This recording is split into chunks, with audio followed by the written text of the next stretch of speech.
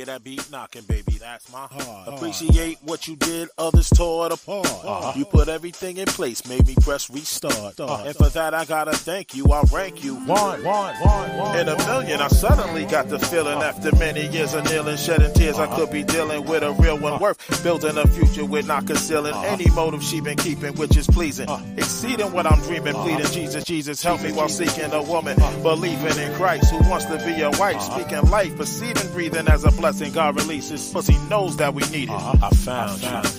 Soulmate. Not kidding, I have found my soulmate. No joke. Soulmate.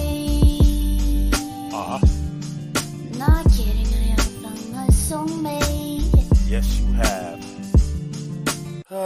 All it took was a moment to see it, less than a second to be it. No, I don't want it, I need it. Don't make me beg and repeat it. Please be seated. Check out my melody. Whistle while you work, feeling like a jerk. Obvious to me, she was the one. Opposite side of the coin, last piece of the puzzle. After all these years, I gotta know, where was you? Man shall not live by bread alone. And I was at the bakery 24/7. Not kidding, I have found my soulmate. Talk to him, girl. It's all so okay.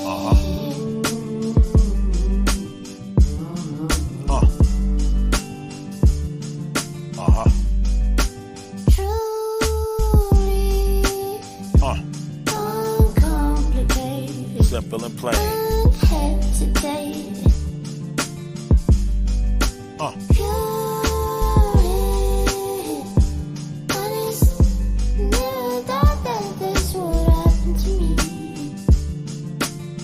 Check out my melody. Would you remember me if I left cause an enemy dismembered me and all it was a puddle of burgundy? This female fixed me like she took me into surgery with hope of turning me into more without the third degree. If neither one of us saw the real emergency, a lack of love would have burned me for an eternity. It occurred to me that our heart was an infirmary for healing yours truly before falling and gurgling and circling back to every factor that determined when our union would go further, cause we caught each other hurdling without the past resurfacing. We took a path to purging by confessing or addressing problems before they worsen. It kinda makes perfect sense, it got so intense. After all said and done, girl, I knew you were the one.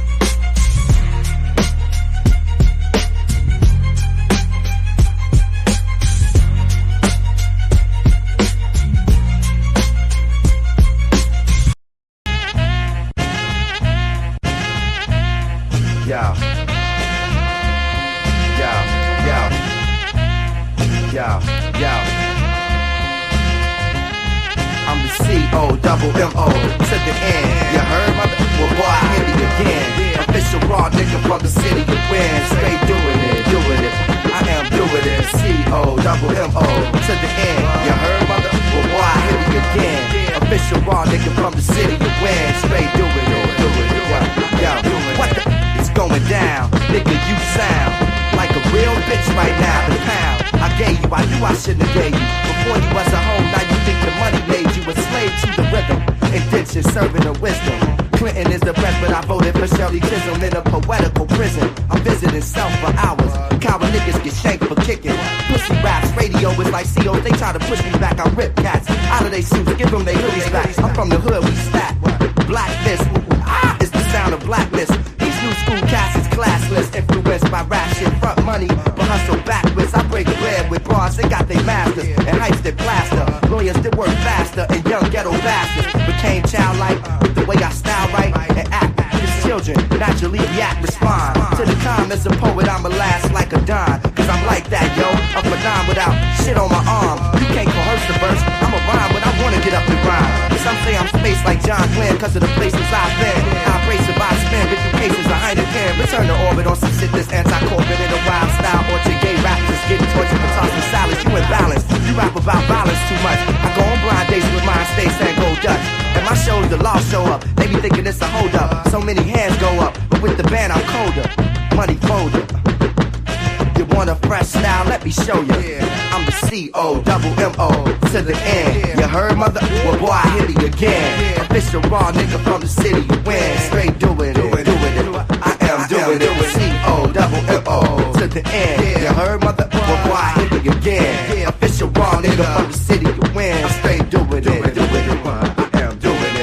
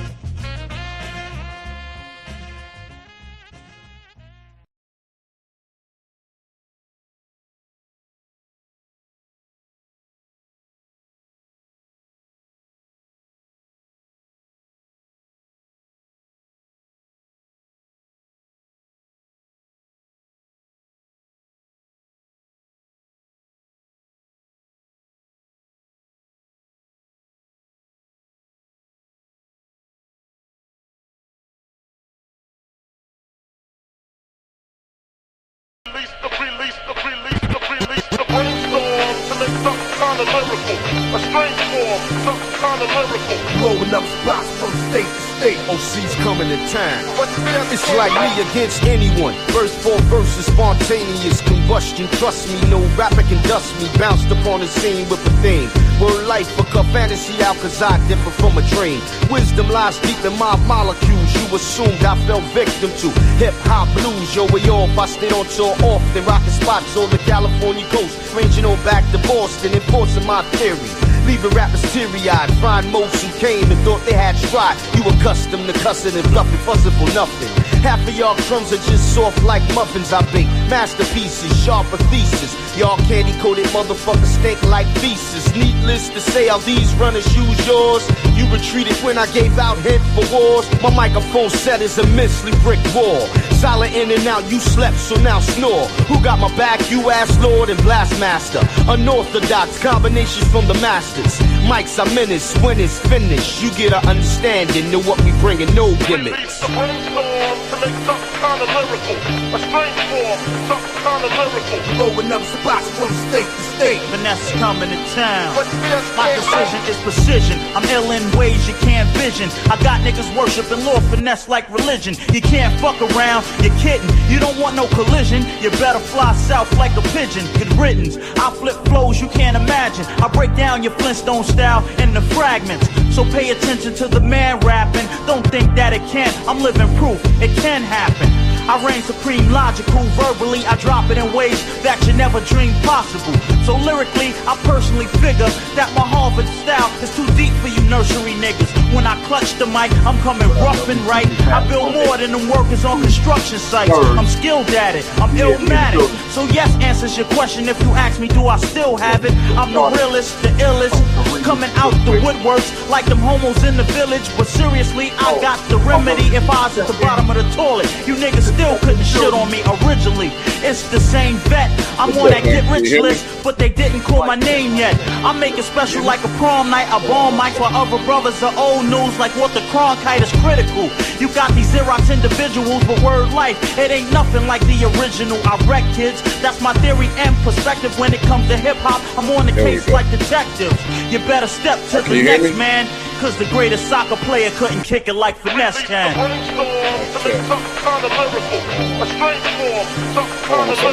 Blowing up spots from state to state. The teacher's coming to town. Okay, can you hear me now? This is the scientific, anthropomorphic, terrific, mystic, simplistic, metaphysic, no gimmick type lyric. When you hear it or hear me running through the scrimmages, you see images affecting your sight to make you go, you serious? No, here he is, rocking your superiors in your hardest areas. Your lyrical skills are inferior. It's because your video that they care for you. I'll take care of you quickly. Yeah, I got you. Cannot take it. Your weak head needs to be decapitated. Cause you. We good? Can you hear me? Check. I hear you. Okay, I got you. All right, so we good. Okay, that's what's up. No doubt. Yeah, am I live?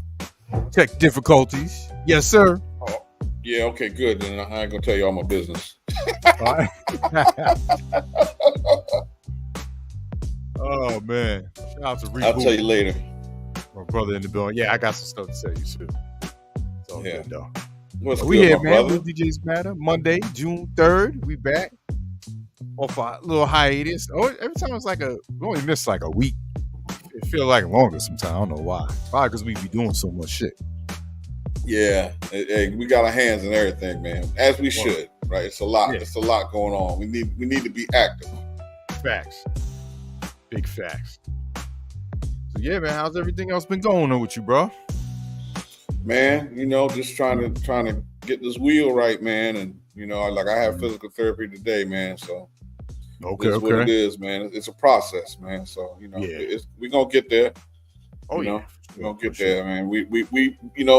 We cut from that old school cloth, man. Mm-hmm. You know what I'm saying? These cats, I ain't got time to be crying about the shit, man. Just what I gotta do. Tell me what I gotta do. Let me go do it. Get out the way. You know what I'm saying? And then whatever happens, happens. But I'm gonna do my part, man. No doubt. No doubt. So it is what it is. But thanks for asking, man. Oh, definitely, man. Definitely. Gotta make sure brother's good. You know what I'm saying? Shout out to Elect Lady in the building. Salute. Elect Lady. Yo, Elect Lady is a dope drummer, man. Did you know that? Nah. Yeah, Elect Lady hit me with some video, man. And she was getting it in. She was trying to be cute with it though, right? She was trying to like, okay, she's in the church, right? So she was jamming. You can't really get busy. Can't really be, beating on them like you ain't got no sense. But I can tell she wanted to cut loose. A couple times she looked at the camera like, y'all watching? That's what's up. Elect Lady, man. Yeah, man. She's nice on it, man. Nice on it. That's dope. Get like a drum session, you know what I'm saying, with us cutting. Yo, I might do something with them them little drums, the drums that she sent me. I might do something with them. That'd be dope. I just haven't had the time. Yeah. I did that a while back with dude I knew, and you know what I'm saying, turned out good. But some live stuff like that. That's always dope. Oh yeah. Shout out to Butter L, Brooklyn on the check-in. Butter L. Hey, let me tell you something. Butter L. Butter L is like he's like a point guard on a fast break, man. You know what I'm saying? When he be coming through with those sets, man. It's like, yo, you gotta keep up. You gotta keep up. You get hit with a basketball upside your head, man. Wow. Word. You say you got a set without audio, elect lady? Yeah, send that to me. Oh, just the drums. Okay. Yeah, send me just the drums. Oh yeah, you'll see that again. I guarantee you. Matter of fact, I'll chop them things. We'll put you in the video. Word. Chop some drums up, make some beats out of them. Yeah, that'll be on the next year version. Send me that. Word. Shout out to DJ Cool Breeze. Salute Four Corners DJ Radio. Word. Drums, please. Drums, please. That's what I'm saying. Send me that. Send me that. Yeah. And I'll send to you too, Tiger. Hey, Tiger, let me tell you something, brother. Hey, man, tonight, cuss me out, man. Tell me, yo, send me them damn files. I got some music for you, man. Okay. For your radio station. Like, I got some music for you. Yo, shouts to everybody that's hit me up, man. Yo, I've been getting mad music at the station here lately, man. Dope. So shouts to all, I don't know who, whoever y'all are, man, keep sending that shit. You know, I mean, it's a lot of dope stuff. You know, some of it, yeah, y'all ain't listening to the station. some of it you are though. But for the folks that are, yo, much love and appreciation of that. But yeah, I'm gonna hit you up. Definitely, that's what's up. Rob Boombastic, what up? What up? Shouts to Rob Boombastic in the building, man. Gonna get some more people in here, man. Before we I got a few video clips to play, and I'll just give you the brief synopsis. This dude, this artist named John Bellion. So he exposed Live Nation, man, for their practices on them selling out tickets and what he got to do to recoup the money, bro. It's like another slave on the plantation, bro. The way he talked about this, yo, like he had to get out of the contract. He had to pay the upfront money they gave him plus 25%. Wow. Live Nation. Yeah, man. Live Nation got exposed. And yo, there's like court proceedings. The DOJ is looking into it. Spotify, like stuff we've been talking about with Spotify. You know what I mean? Like I've been, every time I put on YouTube, I see another artist. Why I took my music off streaming services. Why I'm doing direct to consumer. Yo, it takes a few people to start it and get the ball rolling. People just got to get behind it, man. They don't understand. Like, we've been being spoon-fed for so damn long, man. Like once they started the brainwashing, and I mean, like, we still dealing with the pay for play. Oh, you know, I mean, just being honest, like this is like the consequences of pay for play. That because we realize that they could brainwash people, you just keep playing the same joints, you know, every 15 minutes, you know, you're going to put it on the charts and then it's going to move. Once, whether it's good or not, you know, that's what we're still dealing with right now. Well, if the artist comes perform the Summer Jam for free, we'll play your music. That's payola too. That's payola, yeah. So you gotta like, we still dealing with that, and then the reality is the artists in this marketplace don't need the label. They don't need the marketing and promotion team. That's all bullshit now. You know, according to the label, you do. Yeah, of course, to the label, because they want you to pay them. Word. They want to get money off you. They want to be like Live Nation. They want to be like, oh yeah, no. You don't need that no more, man. You don't need me. You can throw your own concert, B. Like look at like how they have those what they call them, where they do the pop-up shops in certain cities where they just gonna come in there and open up. Just certain vendors gonna open up shop for like a day or two, and then people come bum rushing it. You can do a concert. Why can't you do a concert like that? You know, like we don't understand our power. We still let them control the narrative. But you know the problem is though with Live Nation is Live Nation done bought up all these venues bought up the vendors, so they're in control of like. So all right, I'm gonna play you one clip, man. We got almost 30 people in here, and I can play it again later on, but it's real important to hear this dude how they sold everything up, and it's like if you're one of the artists that has to do big venues because you signed this contract, you got to sell out 32 shows to at least recoup the money to pay them back. Like, and they planned it, like you said, they planned it this way. So I'm gonna play the first clip. There's 3 clips. I'll play the first one, and we'll chop it up on it. Hit me with it. John Bellion. Height of everything for me, and it was right around the time I figured out how my Live Nation contract worked, and it was right around the time I figured out how my record deal actually worked. And how did that make you feel? Oh man, it was like panic attacks. It was like, oh my gosh, if A plus B equals C, like I'm never gonna pay this back. I'm gonna be on the road 11 months a year just trying to pay back, and we can get into that. How but much also, like, that's crazy because think about it. You're at the very, very top, but then there's a thing that people don't understand. It's the business part of it. Yeah, and Live Nation is they're going 12. They're getting everybody coming 12 ways, 12 times a Tuesday. We can get into that, and that's what I'm. Are you with Live Nation? No, I paid myself out of the deal, and then I had to pay 25% extra on what they advanced me. When you figure that out on the road, and you're thinking, man, why did we buy 300 rolls of toilet paper? Why do we have to spend this much on catering every day?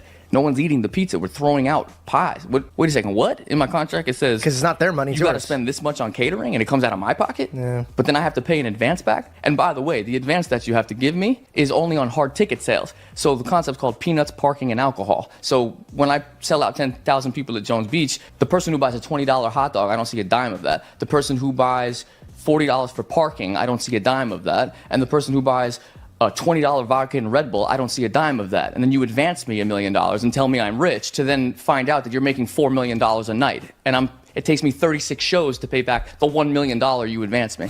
It's a fake loan. It's a fake loan that it's like, we're going to give you a loan so you can make our money off of your creation. Yes. But I figured, and then it hit me, oh my gosh, they own all the venues. It's a monopoly. So then now they just want my body in this room so they can sell food and alcohol and whatever. So then they're going to make tons of money. And then they got me like schlepping around the United States talking about, I want to be famous, being on Instagram, trying to be this, that, and the third.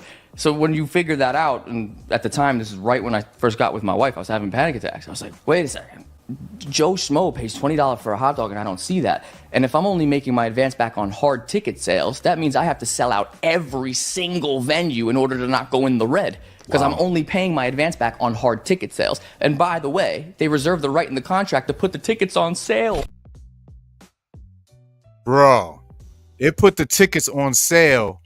He gonna talk about that next. How they can put the ticket on sale for like $10, like a special promotion. So you paying back $1 million off of $10 instead of the $100 ticket. So it's taking you even longer to pay him back. Man, so this is the jerk contract though, because what did he say? He took the $1 million advance. Yep, that he took the $1 million advance. Yeah. So like at the end of the day, that's the consequence. They like all. What this remind me of? This remind me of boxing and Don King. Oh yes.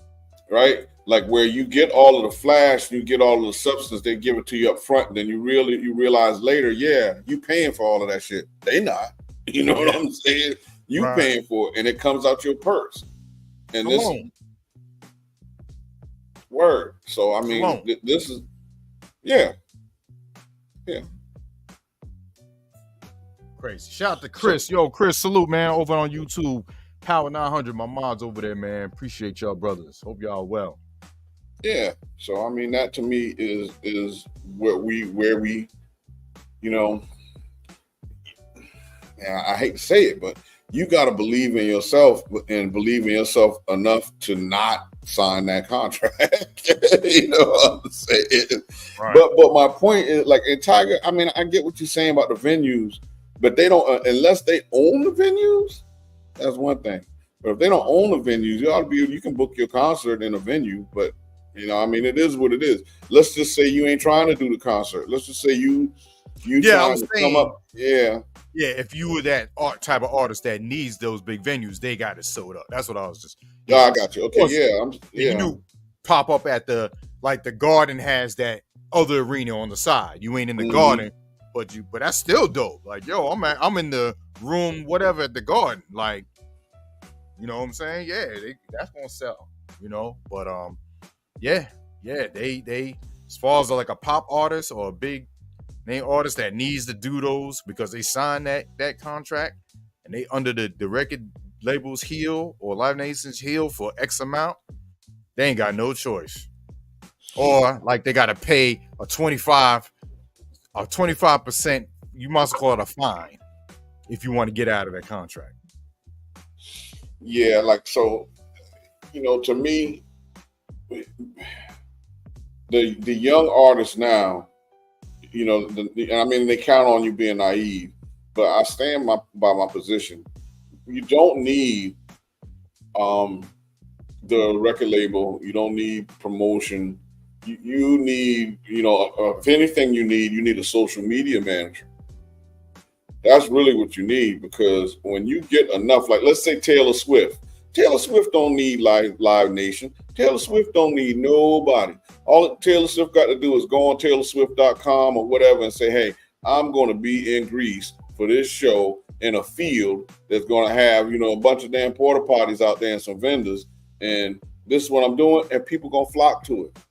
You know, I'll do a pop-up on YouTube, private only. Here's the link, $50 link. Yep, that's right. She going to blow that damn internet up. The But service probably won't be able to handle it. But they don't think like that. You know what I'm saying? But the reality is they got the power, you know? So like what we talking about with your project, you know, like how you debunk this, how you break this cycle is when you see DJ Tiger, you see Samsung, you know, you see that project grow and it come out of nowhere. Let me tell you what would be funny. And you know, like I hope that everybody that can hear me, let's do this. Get behind this project, buy this project, look for this project in social, you know, I mean, in all of the digital platforms, and I guarantee you, Tiger, they'll start coming to you. They'll start coming to you and try to pin you down because they want to take that power from you. Right. They want to get you in a contract. They want to get you in. They want you to be a hamster on the wheel. You know what I'm saying? And then it's up to you, because you like if you succeed at that, you know, how many more people going to watch that before they realize, man, these folks that have, you know, bastardized our music, bastardized our culture, you know, they vultures, they've been eating off us for a long time. Of course they want to keep eating off us. What do they bring to the table now? They don't bring nothing to the table. They don't bring nothing to the table. We don't need them. Now I can share. I can say, hey man, check out this video. Check out this project, man. Buy this thing from here. Get it. I can put it out there. I don't need the label for that. Mm-hmm. Right? So what? Oh, I need them to go on tour. You know why you go on tour? You go on tour because you signed a fucked up contract and you don't make no money from your record sales or your streams. So the only way you can eat is to go on tour. And now they got their feet in that. Yeah, now they got their feet in that too. So that's what I'm saying. You ain't designed to win. The only way we're going to make this system right is when people realize they got to get behind folks that got the right idea and then make them, you know, either offer something, you know, comparable to that or run them out of town. You don't need them. You don't need a record label. Stand by Don Sensei, we going to get into it, bro. We're going to get into it. I mean, it's not going to be a what about this? What about this? Because I know you see the title, Diddy and R Kelly. Are we still playing in music? Are we all hypocrites? So that's kind of the point. You know what I'm saying? He brought up, do people still watch Weinstein movies? Don't forget Epstein, Dominant Society still play. They listen to Elvis. Ooh. Judgment on them. So we're going to get into that. That's what the whole premise is on. Are we all hypocrites? Because there's a part of society that will condemn hard, and there won't be a peep on when it comes to the other side. So when we get to that, we're going to touch on that. What up? But yeah, man. You're right, man. You're right. And I think also though too with the young to me for why they maybe want to keep hip hop young too is because you're getting into the minds of the young dudes that they ain't had nothing.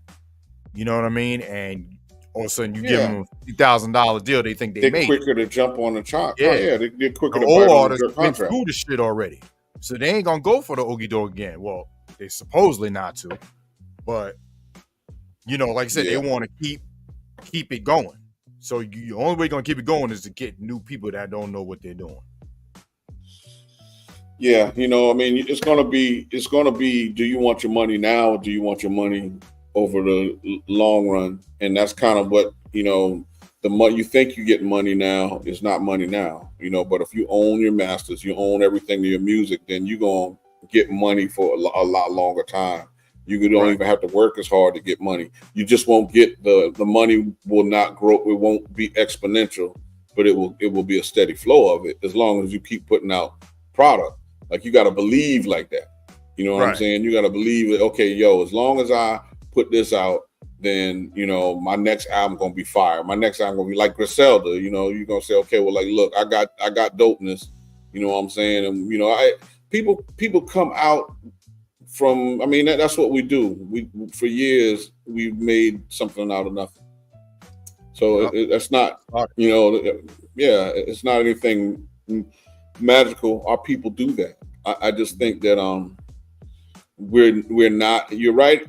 Technically, about the of course, it's about eating. So a young head don't want to see that the only people getting paid is an old head. You know what I'm saying? I mean, and an old head is like, the young head's fucking up the game. You right? You know what I'm saying? So you know, and to me, they are. You know, but the old heads, the game never changed. The young heads should have caught on first because they know they on that technology. They grew up in it. We back when you had Atari 2600 and Pong. You know what I'm saying? Like, these cats on the next level stuff. So they should have been thinking outside the box off the top. Yeah. Well, you know, a lot of that could be said about, you know, some of the old heads didn't teach them as well, because then you had the old heads that should have copyrighted the term hip hop at a minimum. They should at least did that. They didn't do that. You know, they sold Def Jam. You know, they had ownership, but then the big corporations came in and they sold it for that check instead of for longevity too. So some old heads as well dropped the ball. It's a lot of old heads, but at the time they weren't old heads. That's what we got to remember. At the time they weren't old heads. You know what I'm saying? At the time they were kids. So they know. You know, all they knew is this young, you know, dude that, let's say, you know, I don't want to use label, young white kid that knew somebody downtown in Manhattan was the plug. Right. And then, like, you know, now here comes a young man dealing with a whole rich head. And of course, he gave him the flash and dash. You know, I'm going to give you a little bit of money. But we bring you down here, throw you in a nightclub, a little hip, the hop, the hippie, the hippie. And, you know, boom. You know, so, I mean, really, it wasn't like they were, you know, I'm not excusing them. I'm just saying, dude, this is in the 70s. And, you know, these dudes was poor and had no idea, like, throw it out. Yeah, what we're talking about now is we've seen multi-million-dollar, we've seen billion-dollar folks in this industry that came from where we're at. So yeah, that's why I'm saying the younger artists should be, you know, or even the old head. Why are you signing a jerk contract? Still, why are you still signing a jerk contract? You know, we got 50 years of signing a jerk contract, man. When we gonna learn? You know, 45 trying to still get signed to Def Jam. Like, what? Yeah. But the interesting part to me is they jerk everybody. They jerking white boys. That's a white boy sitting there crying. Yeah. You know what I'm saying? They jerked him too. Yep. It don't matter. That greed ain't got no color, buddy. Word up. Greed ain't got no color. They gonna get that from a stone if they could. You know what I mean? So I'm gonna play part 2. Part 2 and 3 is only like a minute and 13 seconds. So he goes on to talk about, you know, what else happened with him, with the contract, and what, Live Nation has been doing, to him and other artists. Okay. So when it's $100 a ticket and they do their summer blowout sale, the tickets are only $10. So instead of me paying back $90 a ticket, right before I go on tour, they drop a John Bellion sale and the tickets are only $10. We can get into it, but then you have to pay back the $1 million they gave you off of $10 a ticket rather than the $90 they told you they were going to sell the tickets for. Because now you're doing arenas, now you're doing bigger shows, and they're like, they got you coming 12 times a Tuesday. When you found all this out, were you in the middle of a tour? Were you still having? Yeah, I was in the middle of a breakdown. I was in the middle of like oh my god, and then I'm like, if that's the case, what does my record contract look like? What is my publishing contract? Well, if you don't mind me asking, where was this business mind before you signed the papers? It's a business mind of a young Italian kid that only knows the lawyer in his neighborhood. That when I was paid $10,000 when I signed my first publishing deal, I thought I was rich forever. I think that's the idea. I think there's somewhat of it's not going to be some like giant, this is the Matrix thing, but like, there is a group of people that wait to prey on new ideas that are coming from natural places to then put an amount in front of you that is the most you've ever seen in your life, and you're not realizing what it is. It's like I'm eating ramen noodles every night. You gonna give me 10 grand to make beat? Man. That's what we're talking about. Man. And the funny part is, it knows no color. Nope. It knows no ethnicity. You know what I'm saying? Like he said, you put that jerk contract in front of folks, man, you slop it up like a biscuit. You're not thinking about, hey, man, I can put my own stuff out here. I'm just not going to get paid, right away. And then there's another dynamic in here. Let's say it what it is. It's like, we need them to tell us what's hot. Yeah.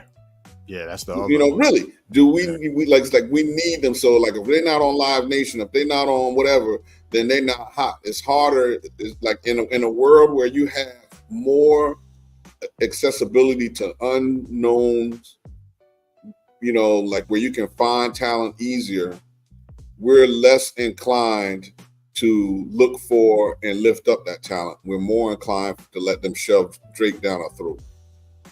Yeah. To only go by the numbers, to see what everyone's following, Yep, we see it on Twitch all the time. Yeah. So I mean, but today, yeah, I gotta wait. I'll wait till later.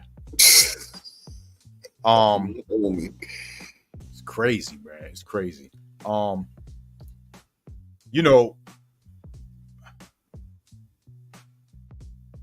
I want to bring the Diddy conversation into this because it's kind of a segue with what he did to artists too. Contracts. He was doing the same shit, man. Same shit. Yeah. He got on. Then once he formed his own record label, he was doing the same Let the Locks Go campaign. Yeah. Total broke. You know what I'm saying? I think the only reason why Mary J didn't, because she wasn't on Bad Boy, even though Puff was executive producing her albums. She kind of, I forgot, was she on Clive's label? She was on Uptown. She was on Uptown MCA. At first, yeah. That's where she started. That's where they met at. Right. Puff was over there. Yeah. So she wasn't really a Bad Boy artist, even though she was in that whole clique. But man, yeah, man, he was doing the same thing, man. I mean, taking the publishing. The publishing was the big thing. That's where you eat forever. Later. Yeah, that's right. We eat when the career's over. That's right. Yeah. Yup, you still getting those checks. And I always heard the stories. Yo, man, a lot of people was like, yo, he's corny, whatever. But yo, he's like a paper gangster. But a lot of people were like, yo, this dude, he's ruthless. Like, but I think it came from, tell me if I'm wrong, it could be from, he could have been like a cornball growing up. And now that he got in a position, got a power, it's like, I'm going to show y'all who I am. You know what I mean? Like, to me, like, cornballs move a certain way. Whether it's, beating up women, jerking people that is doing shit for you. You know what I mean? Like, yeah.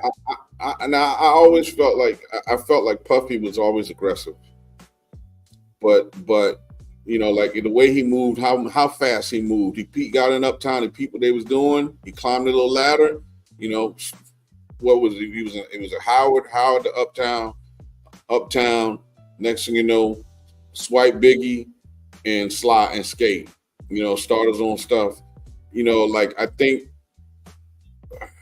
you know, like yeah, was Puffy running the nightclubs and beating people up? Nah. But I think he was always aggressive and always gangster and probably, you know, like always, you know, maybe not. I think the older version of him probably got more physical.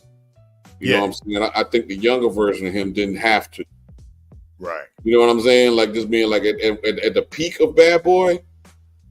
Come on, man. You know what I'm saying? Like, dude, you fall down on the bed butt naked and these things gonna happen. You know what I'm saying? So I don't think like what we saw with him chasing her down. Like I still don't understand that. Like it's something else like there. Whether it's, and I mean this is probably me going left again. Sorry, Tiger. But whether it's they got the relationship where it was physical between the both of them. You know what I'm saying? Because like to me, I don't understand how like if you're there and this woman, you're Puffy, and this woman got you so upset that you're gonna go out there and treat her like this. Why?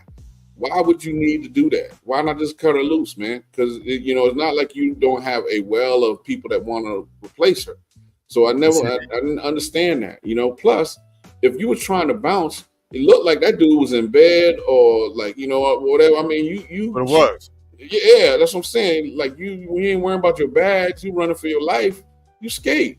You know what I'm saying? But you was like, nah, I'm gonna need this bag. I'm gonna need this other stuff. I'm gonna need this other stuff. So like the whole, I'm not advocating, you know, for him. I'm just saying that you know that whole situation, that dynamic, just seemed a little weird to me. You know the way it went down, what I saw in the hallway. But to me, it looked like she was used to getting. She was used to getting beat up. As soon as he threw her, she got in the ball. Like to me, like that was like the one of many times where he. I agree with that. You know I agree, but and they said even in the court papers, what she described when they had that settlement, how he settled the next day when they brought him to court. In those court papers, she talks about what he did in that hotel. And then months later, this video comes out, and it was to the exact from what was said in those court papers. Yeah. No. I don't argue that. I'm saying that I'm not convinced that there wasn't times where she might have caught him slipping and been upside his head. I think they was beating on each other. That's what I think is going on. I think their relationship was weird and physical and already wild off the top. And I'm not justifying it. You know, I'm just saying that, like, she didn't leave like she was fleeing for her life. Yeah. If you understand what I'm saying, I've seen it. You know what I'm saying? So I've seen people outside butt ass naked. You know, I'm running because they're running for their life. Right. That's not what I saw from her. You know what I'm saying? I didn't see that woman running for her life. I don't know, bro. That's what I saw. No. He's sleeping. He's trying to leave. She could have said, to me, she was shook because she could have said, I'm going downstairs to get some breakfast. You want some? He was the type, nah, I'm going with you. Because to me, she probably tried to leave before. And I gotta try to leave while he sleep. That's saying something to me, bro. Man, but again, it's how she left. That's what I'm saying. When you fleeing for your life, what are you worrying about carrying shit for? I seen it, bro. That's what I'm getting at. I'm saying I've seen people leave with nothing on their back, bro, to get away because it's their only opportunity to get away. So if that's your opportunity to get away, what are you worrying about the luggage for? You worrying about the bag for? You worrying about covering your face for? You just trying to flee. So yeah, like, who's fleeing in style? You know, who flees in style? You know, that's yeah. But again, for me, that when I see that, the only thing I see is him throwing her down and stomping out. Like all the other shit to me, it don't matter. Because what he like, Yo, he stomped her, yo, and then he dragged her away. And he said they might get him for kidnapping because they said it cut off like after or it left the camera or something like that. Oh, I believe they probably do have a case for that. I'm not taking his side, or I'm just saying, to me, sometimes, like I've in my life, I've seen a lot of shit, like in my hood. I put it like that. In my hood, I've seen a lot of shit. I won't get into stories of the stuff that I've seen, but like some of that shapes my opinion. Yeah. So yeah, I'm just saying some of that shapes my opinion. So when I look at this situation, if you're really trying to feel, like I don't know that what happened. I don't know what happened in there, but she didn't leave like she feared for her life. She left like like fuck him and I'm out. Not like he's going to kill me and I need to get away from him as fast as I can. So that's what I'm getting at. So like for me, I feel like she had other opportunities to leave, right? And probably may or may not have left before and went back. You see that a lot in domestic violence, right? Oh yeah. So that's all I'm getting at. I just think that when she finally had enough, then she, put the hammer down. But I bet that they had altercations between the two of them. I believe that, she probably smacked him upside the head a couple of times when he wasn't looking.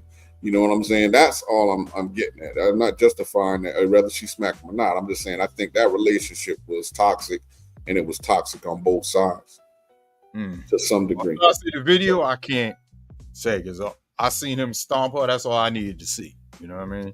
I don't argue that. Yeah. So the title, like, what I really wanted to talk about too was, like the music. Like, I haven't played R. Kelly in a while. And like someone asked me, I'd play it, but I haven't had like requests from it, even like before getting on Twitch or YouTube, you know what I mean? Because I was still outside DJing or whatever. So, because the whole narrative of like what he did with underage girls, stuff like that. And then you had the Diddy stuff. Now, people say, yo, if you ain't gonna play no Diddy, yo, that's a big catalog, bro. You got Biggie, you got Faith, you got, like I said, songs he produced. I mean, same with what's the name? R. Kelly. He wrote songs for artists.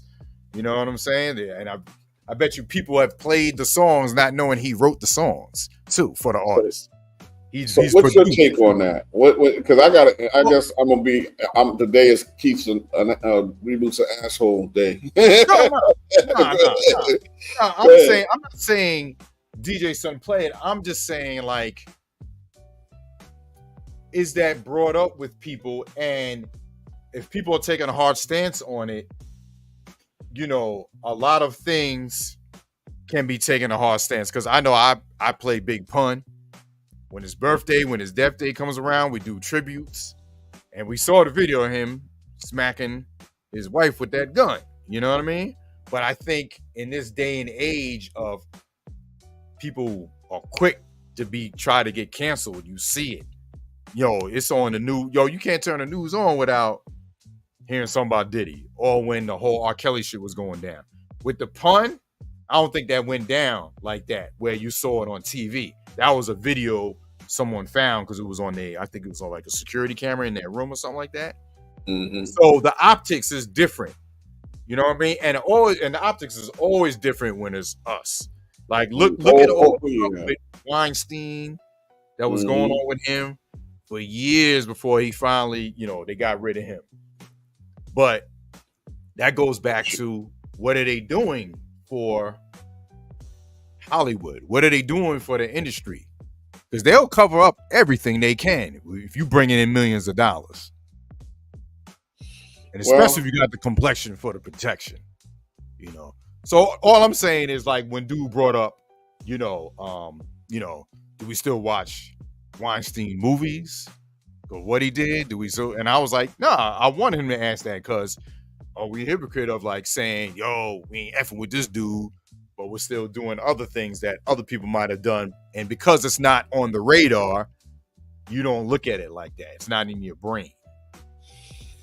So here's my take. Like, I don't play R. Kelly.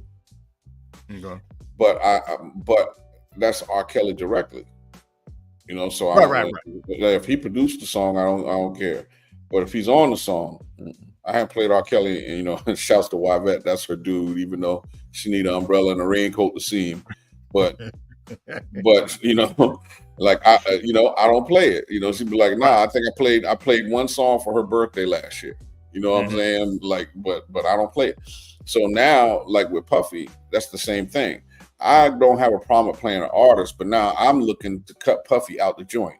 Like Benjamin, you know what I'm saying? Yeah. Like I'm looking, if I can cut him out the joint, then I'm gonna cut him out. You know what I'm saying? But it's like, you know, that's gonna be difficult, and that's unfortunate for his people, his artists, because he was always all over the track, always in the video, all over the place. So all in the background. You know, But honestly, like how many Diddy songs do we really play before like we actually, I'm gonna play this Diddy song? It's usually a song he's on, like the Victory joint. Yeah. Because that's so hard when Biggie comes in, you playing it, you know, when the sun don't shine together, because it's a build up to when Biggie off, you know. So that part might get cut off. But like, honestly, how many Diddy songs, you know, was I wasn't even playing like that anyway. You know? Yeah, I'm with you. I mean, but like I'm Bad good. Boy, you playing Bad Boy for Life. That's the biggest joint he ever had, was Bad Boy for Life. You know, but like to me, you know, that's my take on all of that. Is, you know, I gotta be candid. I really I hadn't seen the video of Big Pun. I didn't even know anything about that, so I got caught slipping on that one. But you know, I don't so I'm not advocate of any of that. You know, or is it separating the art from the person though too? Because it's not like you gonna play the song and you like, damn, why Reboot playing that song? Don't you know what he did? Like, I don't think people are gonna say that, you know. But it's just for our own inner thing to be like choosing not to play it. You know what I'm saying? So I think people will. I think you're wrong. I think some people will say, you know, man, you know, they over there playing R. Kelly bullshit. You know, and he'll have two sides of the fence. Some people will go over there because you're playing it. Some people leave because you're playing it. You know what I'm saying? Like, I'm a leave kind of guy. I'm a leave because you're playing it. You know what I'm saying? Like I'm not.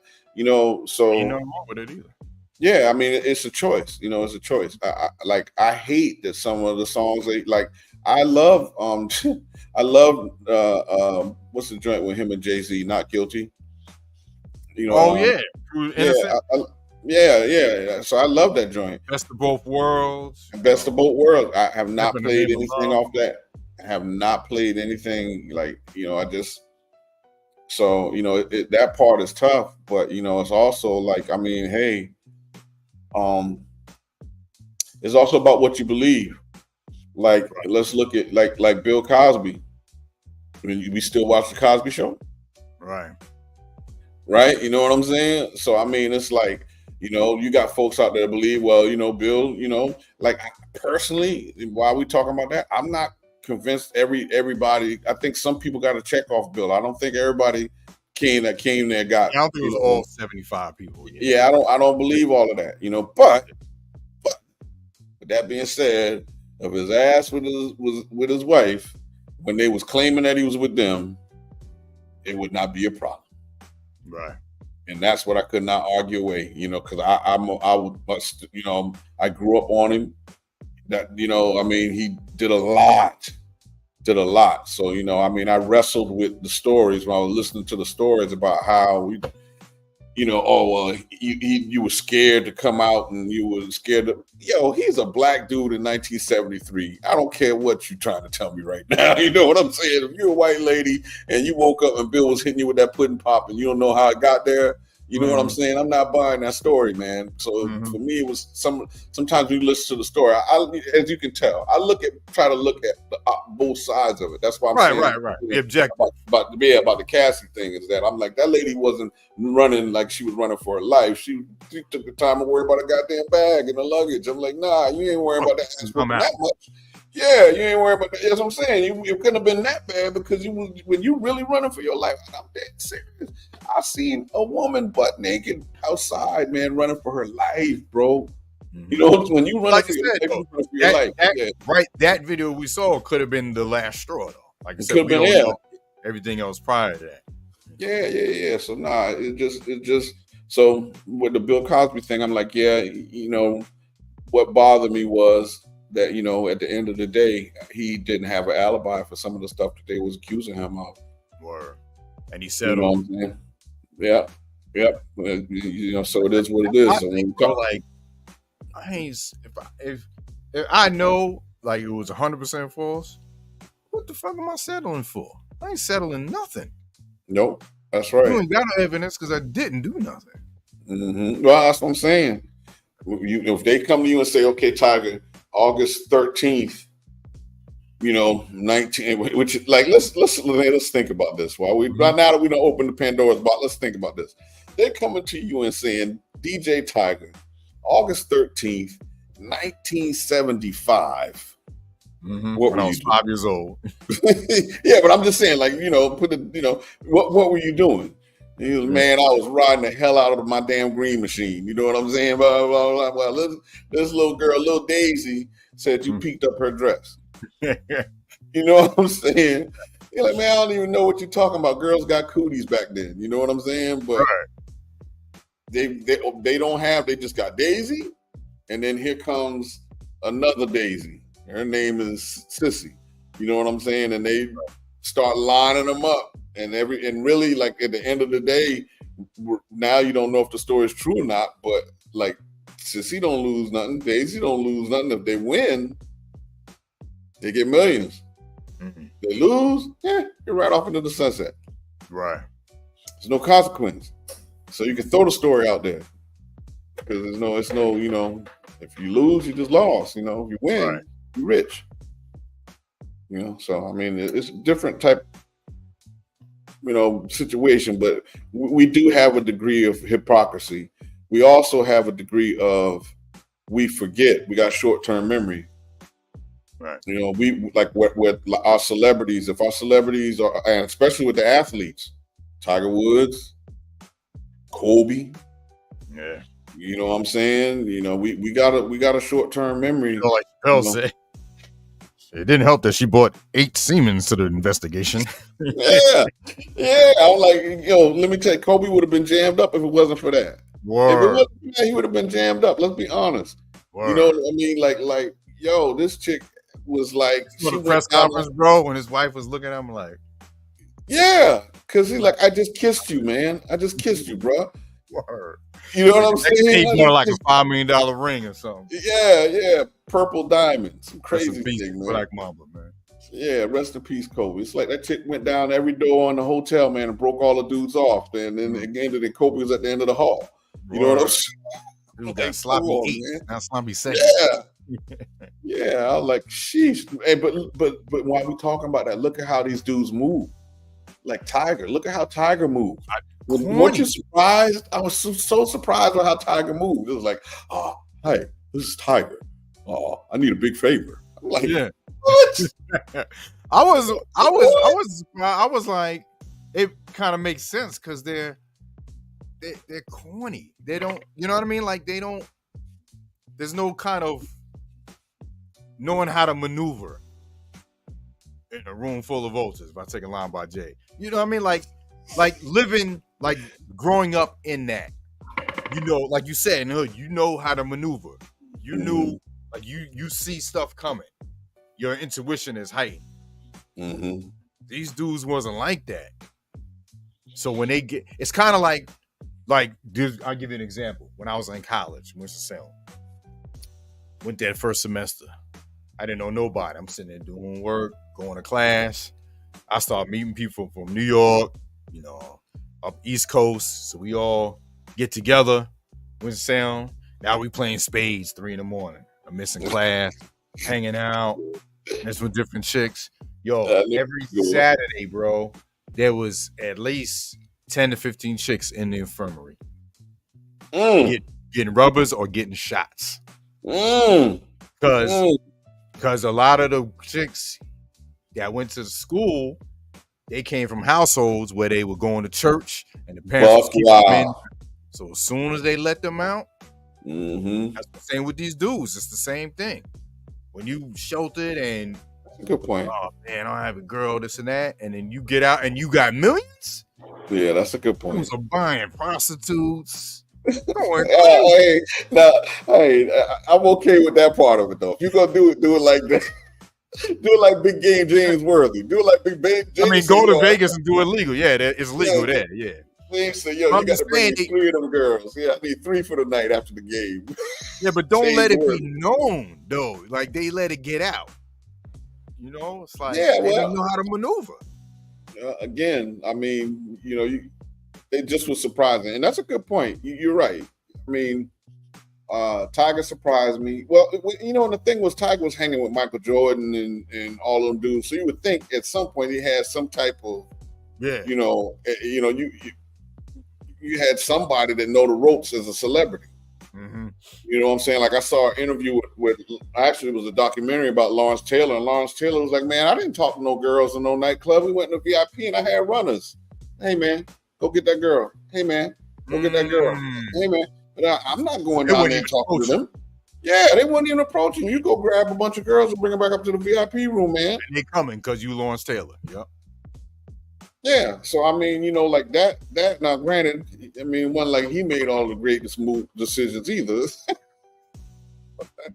Rick James, bro. Yeah. But I mean, how he maneuvered. It's some of the stuff is crazy. And again. What happens? We got short-term memory. Dudes mess up. So here's the thing. Do we as a people rather see somebody fall? You know what I'm saying? Than somebody actually, just walk through life and don't have any difficulty, don't have any. Every move he make is right. You don't never see him in no trouble. There's never no controversy. It's never no this or that. Like, I think we really like to see people fail. Yeah. I mean, yeah. I don't think it's like a, I mean, some people like that. Yeah, F him. I knew it.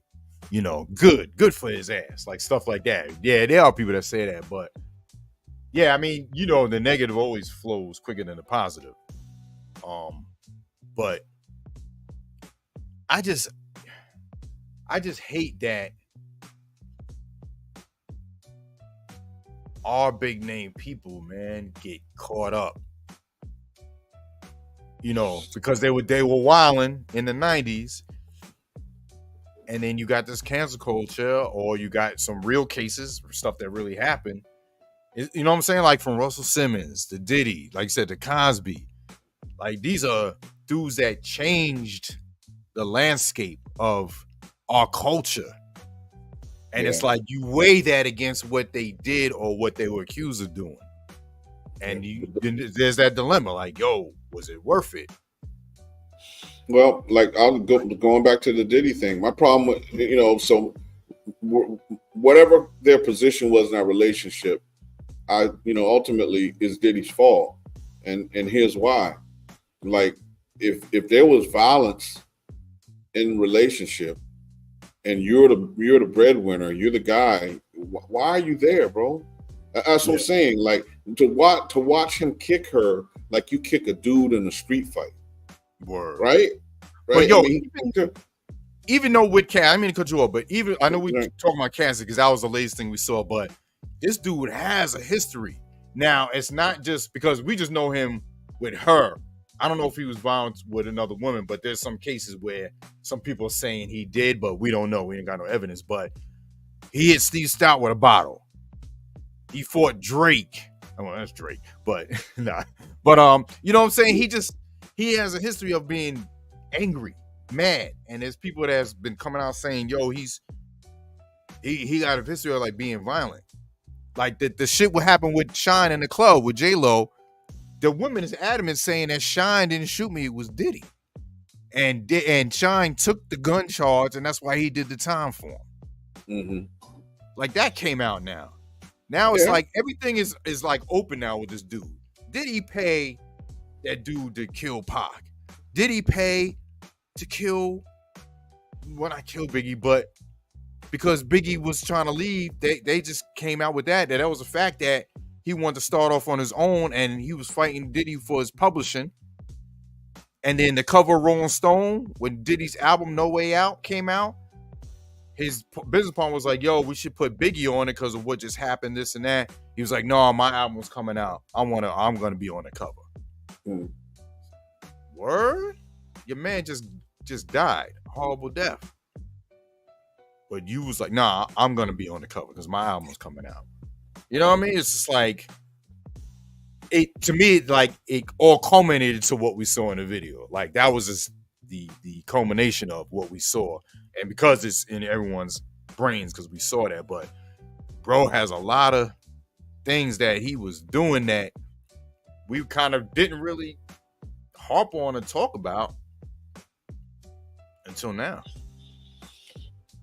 Well, you know, like, aggression towards men ain't gonna bother me. Right. Buck. Yeah, you know, if my man says something sideways and get smacked with a bottle, check what you're saying. You know what I'm saying? But style comes off. Yeah. So, but like the stuff with the women, like I said, I don't. You know, it should never. Yeah, it should never, like, yo, if I'm looking at you like I want to go upside your head and you're supposed to be my gal, I'm gonna set you free. I'm gonna set you free, man, because like I don't need that. I don't need it. No broke ass me don't need it. So super rich ass me definitely don't need it.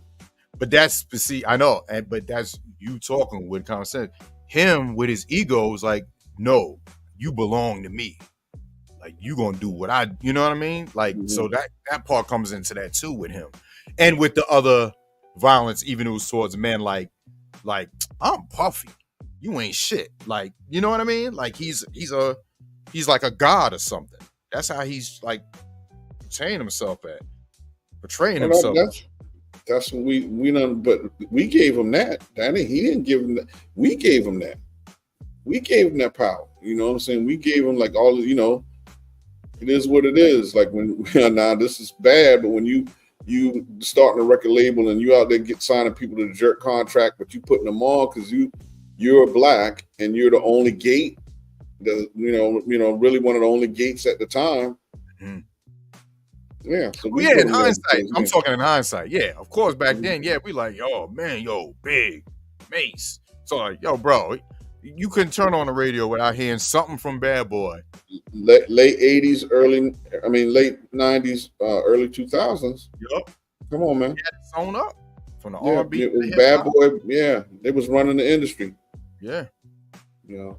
Yeah. So but great, you know, it's because of what they did. That's why I was bringing up, you know, Cosby and R. Kelly, and you know, it's what they did. You know what I mean? It was so great, bro. Like that messes with me, bro, because of as a DJ, I'm like, not saying like hard to play music because I'm, you know, whatever. I'm not gonna play it. Just sitting back, just thinking about just going over growing up, because we all grew up together in the music, seeing, like you said, him leaving Uptown, Bad Boy. Like, it's not like we read about it. We was there for it. Mm-hmm. You know what I mean? So it's just like, damn, yo, it's fucked up, yo. And then the African Bambaataa, that's another thing. Suppose he was doing something. Yeah. You know what I mean? That's what I'm saying. Like, damn, man, why is it? And so magnified too, bro. Just keep it a buck. So the summation here is that there's always a dark side. We don't know what's going on. There's always a dark side. You know, now looking now we got people out here questioning, you know, Busta Rhymes supposedly got fanboys hanging around him and all kind of shit. Yeah, I saw something like that. I don't know what that was. And I'm like, come on, man. Come on now. Leave Busta alone. Don't do me like that, man. That's the homie. Don't do that. You know what I'm saying? I want to hear that mess. So my point is that, you know, like a lot of this celebrity and status, you don't know what they did to get where they're at, A, and then what they're willing to do to keep it, B, and then what's the effects of having that status. You know, when you used to, now you rolling in some place and everybody say, man, hey, whatever it is you want or whatever you want to do, I got it. I got you, blah blah. And like you said, you God status because you pretty much you run New York or you run wherever you're from. Now you feel like you can't get in no trouble. You can't do anything, can't do anything wrong. You above the law. Right. And I mean, I've heard several stories about the thing with Clive and Puffy and all of this. I mean, it's all over social media. So what's true, what's fake, what's not. Like Jaguar Wright. I don't understand how somebody can still be talking about industry business news when she's out here telling everybody business. How are you still getting access to these people to know what you're talking about? I can't buy that. I don't buy into that because I'm like, dude, like me and you talking and we talking to somebody else, and I look later and the third person is on social media talking about what me and you talking about, and I ain't got shit to say around them no more. Right. So like it's amazing to me. I'm like, people got to, sometimes we got to ask, well, damn, how you still getting this information when you burnt now? You burnt. Yeah. Right? Like they got an old USA TV show called Burn Notice. You burnt.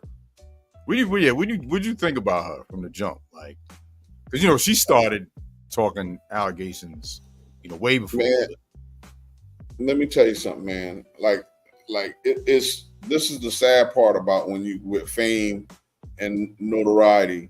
When you see it's hard to let go. It's like when you compare it to an athlete that, like, let's say like Michael Jordan came back, Larry Bird, was trying to hang around. Like people past their prime, Magic Johnson. It's hard to let that fame and that stuff go. And I don't know, like she didn't have it at that level. She just had a little bit, right? Yeah. And it kind of burned out. I don't know. Like, people saying, well, she must be telling the truth because she ain't getting sued. Man, that doesn't make it so. Sometimes it ain't worth the time. Word. Sometimes it ain't worth the, like. Especially if if they're allegedly cuckoo for Cocoa Puffs, then you're like, man, just let them rant. They ain't hurting my brand.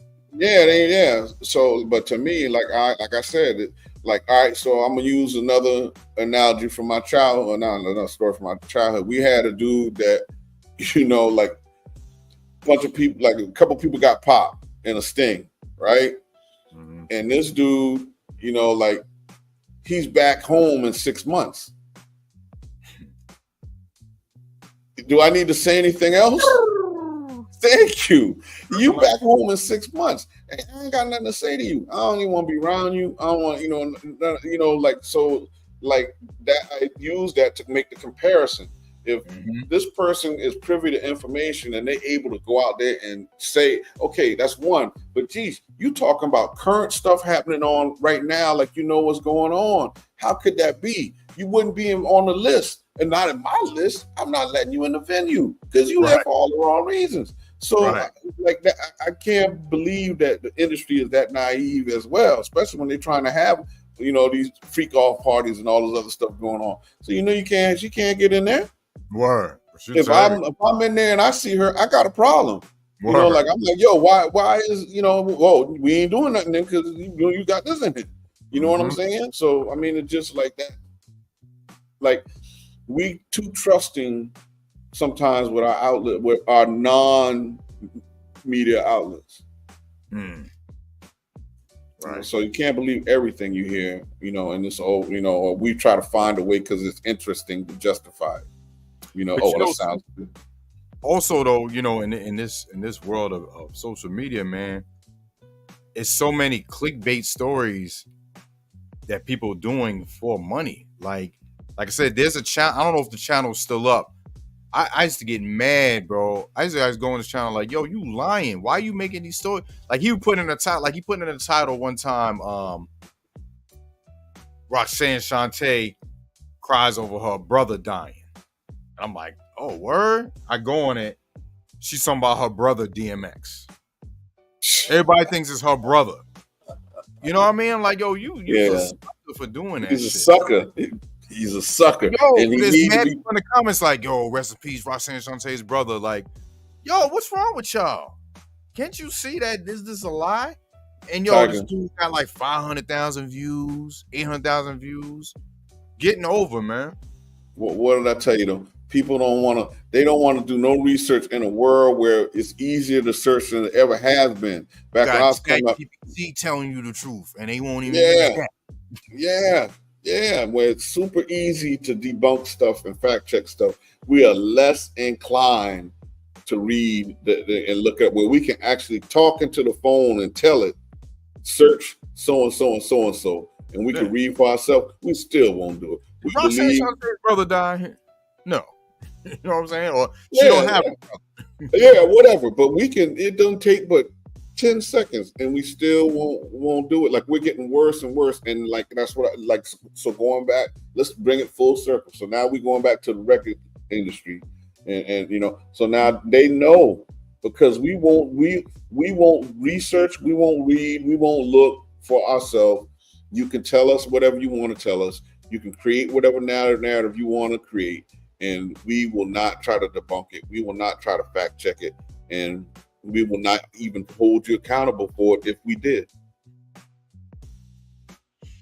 The smarter technology gets, the dumber people get, bro. Ain't that crazy? It's supposed to be going with the technology. It's like this. Yeah. But I mean, like, how do you challenge that stuff with what we doing with dialogue? You challenge it with starting to talk about it. You challenge it with, like, okay, I mean, why are we agreeing with this person, and why are we not agreeing with this position on it, or what do we expect to happen? Like I said this when we first talked about this. There's more to this Diddy thing because there have been no charges. Yeah, I have never in my life. Well, I'm just saying, like, I've never in my life seen a search that there wasn't an arrest involved. And like the fact that they still don't have the arrest now. Well, they're talking the what did they call it? The not DOJ.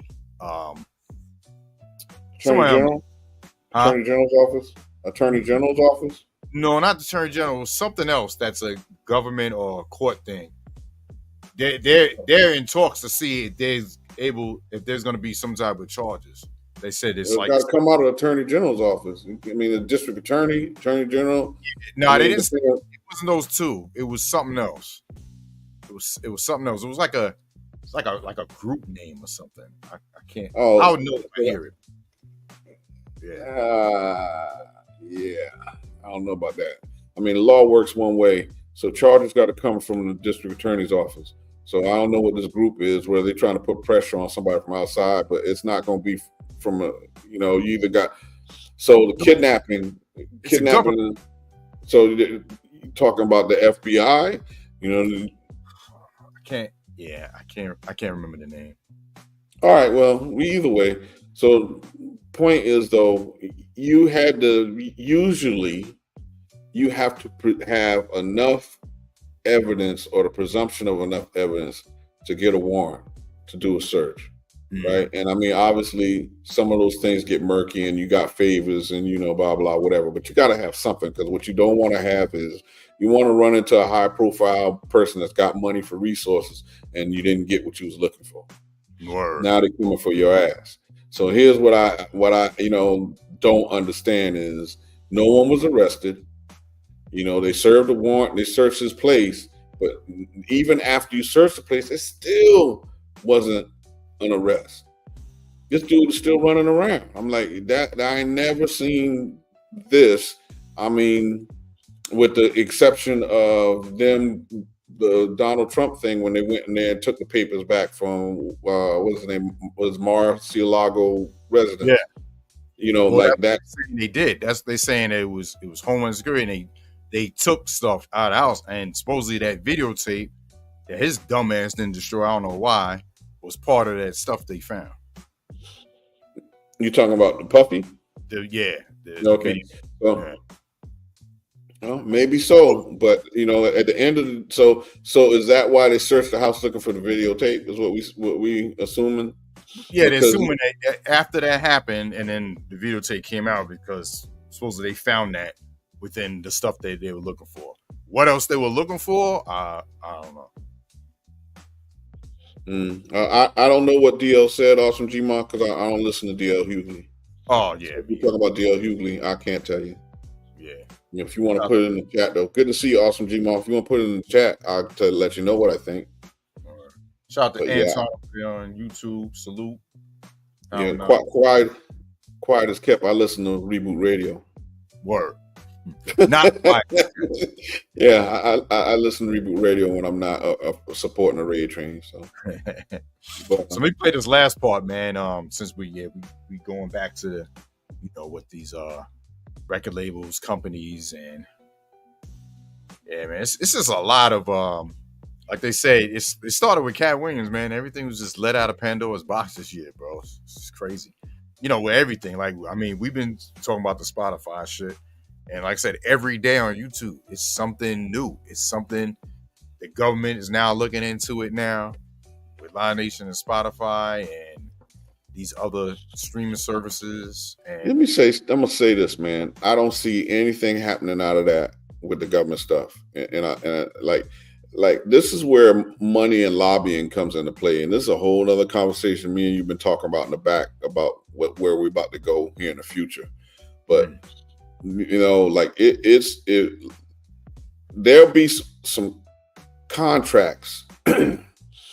You upset with the result of the contract you sign. I'm gonna say that again. You upset with the result of the contract that you sign. Mm-hmm. That doesn't make Live Nation a criminal. Oh no. Yeah. So and that's my point. So even though like they jerking them, even though they're doing it wrong, they're not doing it with a gun to their head. They ain't doing it with them hanging them off the rooftop.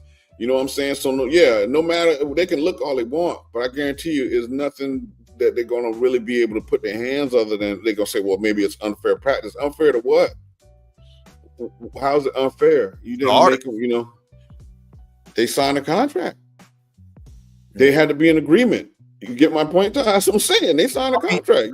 Yeah, the Live Nation I get, but the Spotify, that's a lot of what do you call it?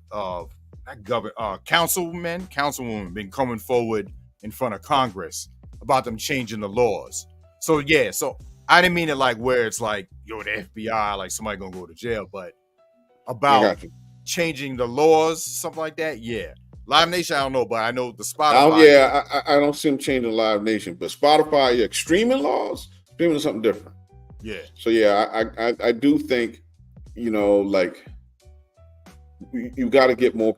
Like I still don't get why we don't see a major campaign with major artists. That's what I'm saying. We talked about it before. The reason why we don't see it is because they're getting the big money. And you know what I'm saying? Corporations that are in bed with.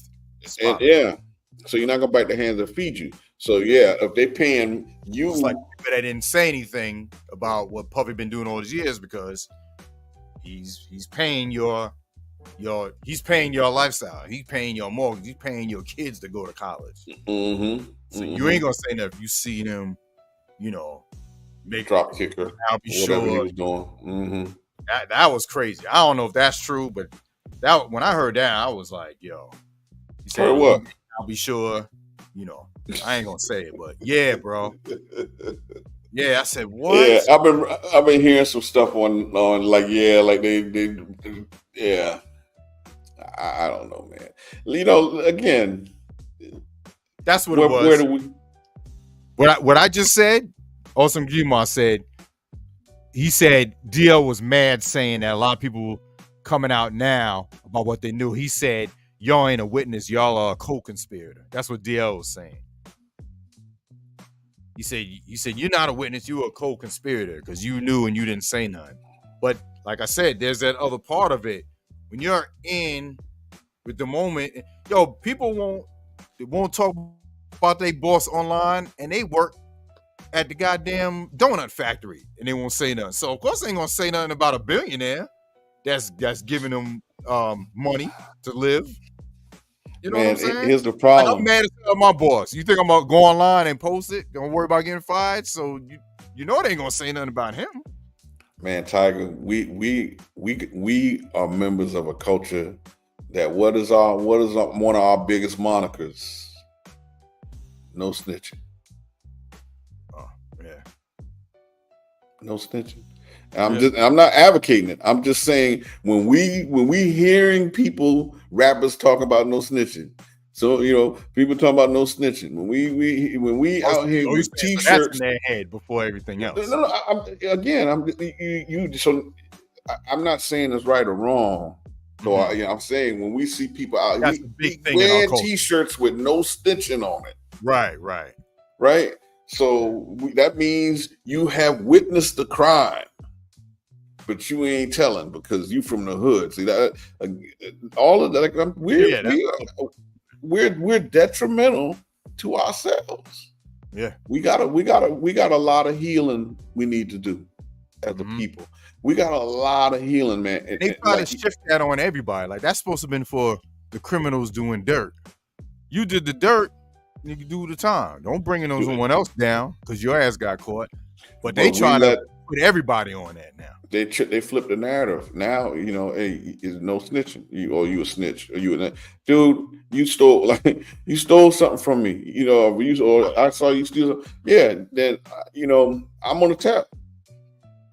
Or I'm gonna beat you to put these guys. Well, if you stole something from me, you ain't. Yeah, I'm taking it. I'm a law in my own hands type of person. Right. So that's a little different. But I'm just saying, general, yeah. Yeah, you can't. We got a lot of healing that we need to do inside our people, man. And it ain't like out. We need to be doing it from inside, not outside. And you know what's crazy about that? You saying that? You get criticized for saying our people need to straighten up on certain things.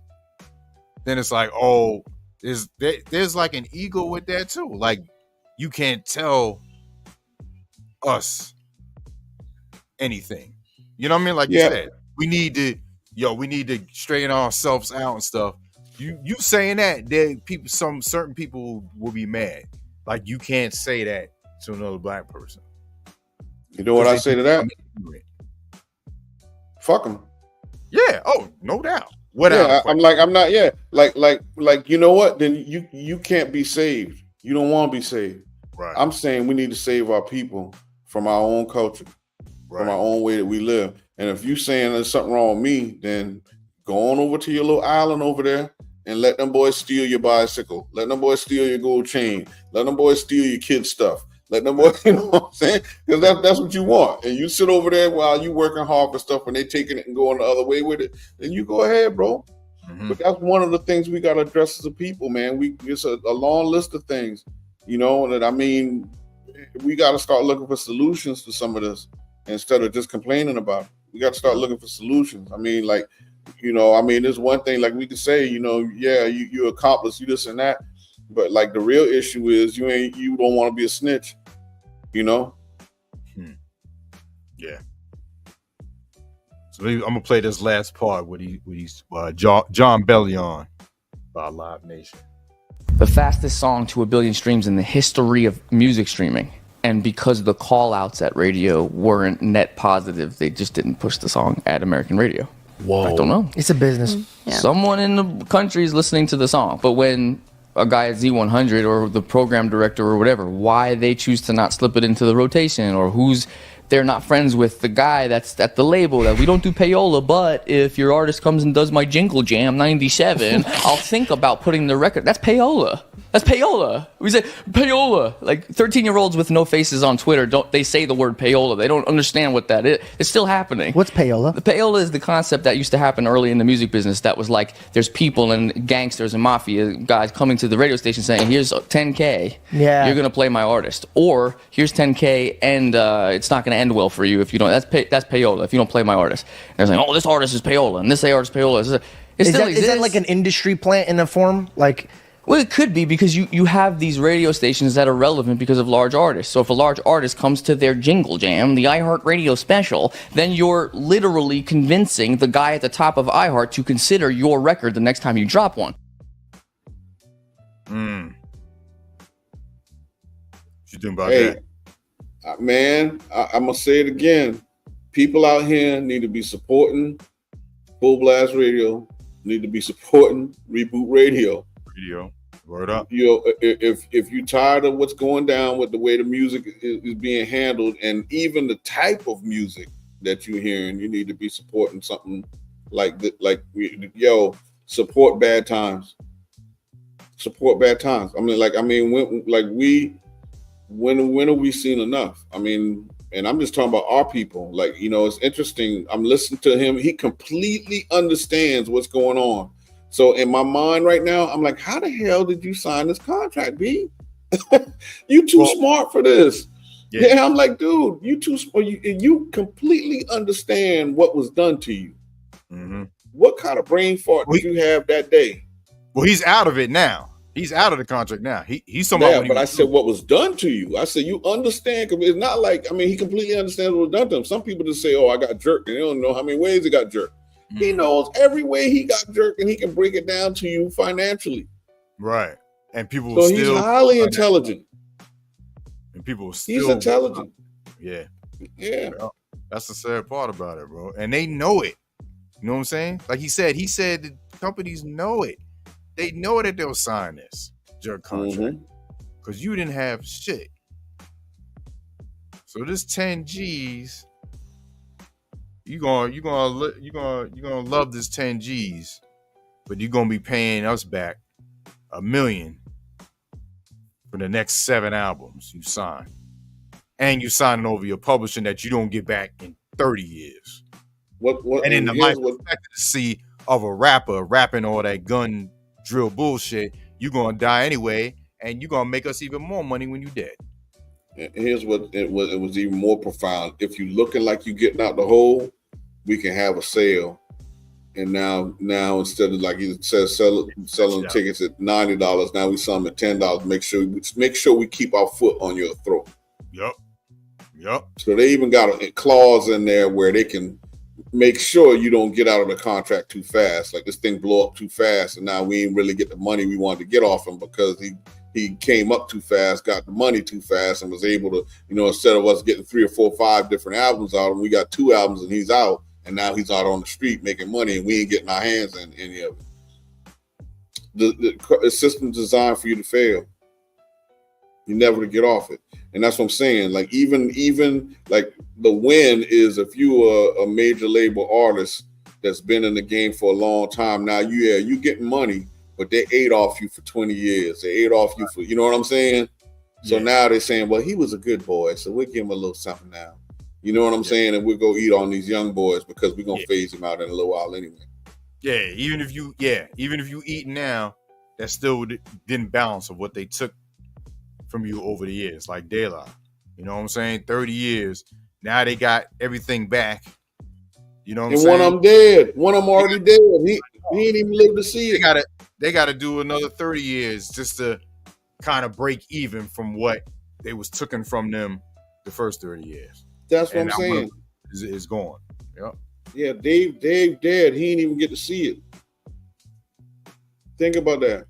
He didn't get to see it. Well, it was good that he got to see that they got their masters back. But this, he ain't see no revenue. I mean, his family will, but I'm just saying he didn't get to see it. Yeah, you know. So yeah, it's what it is, man. I mean, like, is this all this worth it? Then that's another question. We're seeing all this. This been happening before rap. This happened with Motown. This happened with when Elvis came out. This happened, you know what I mean? Like, they've been throwing jerk contracts since the beginning of music. Is it worth it? Man, I say when you say is it worth it? I think I'm like, you know. Yeah. I'm like, I think it's worth it. What's not worth it is using a label. Mm-hmm. You don't need a label. I mean, people gonna get tired of me saying that. You don't need a label. You need to believe in yourself, and then you need people to get behind you. I can't tell you how MC Hammer came up selling tapes out his trunk, but he believed, and he sold them damn tapes. You know what I'm saying? Master P believed in himself, and he sold them damn tapes. and enough people listen to say, damn, you know what? We like this. We gonna get behind this. Yeah. So it's not like we ain't talking about like, NWA. They ain't had no radio song. Yeah. We not talking about, well, yeah, but NWA was getting jerked off the top from the beginning. We, so now I want to use. I mean, I was just talking about like movement. You like. Oh yeah, I got you. You'll be heard without even having any. Okay, radio. I see where you're going. So yeah, no. So to me, like in this day and age, the internet's a better vehicle than what they had, and we're not using it. Create your own record label. You can create your own record label and have it on the internet, and just distribute through that, or get a distribution company. Have your own label and then distribute through it. Like you said, you don't need the label, so you pay the distribution, and then all the money comes back to you. Or like Awesome Gmon said, will do a concert tour and come home to a goose egg, underhanded charges for hotels and etc.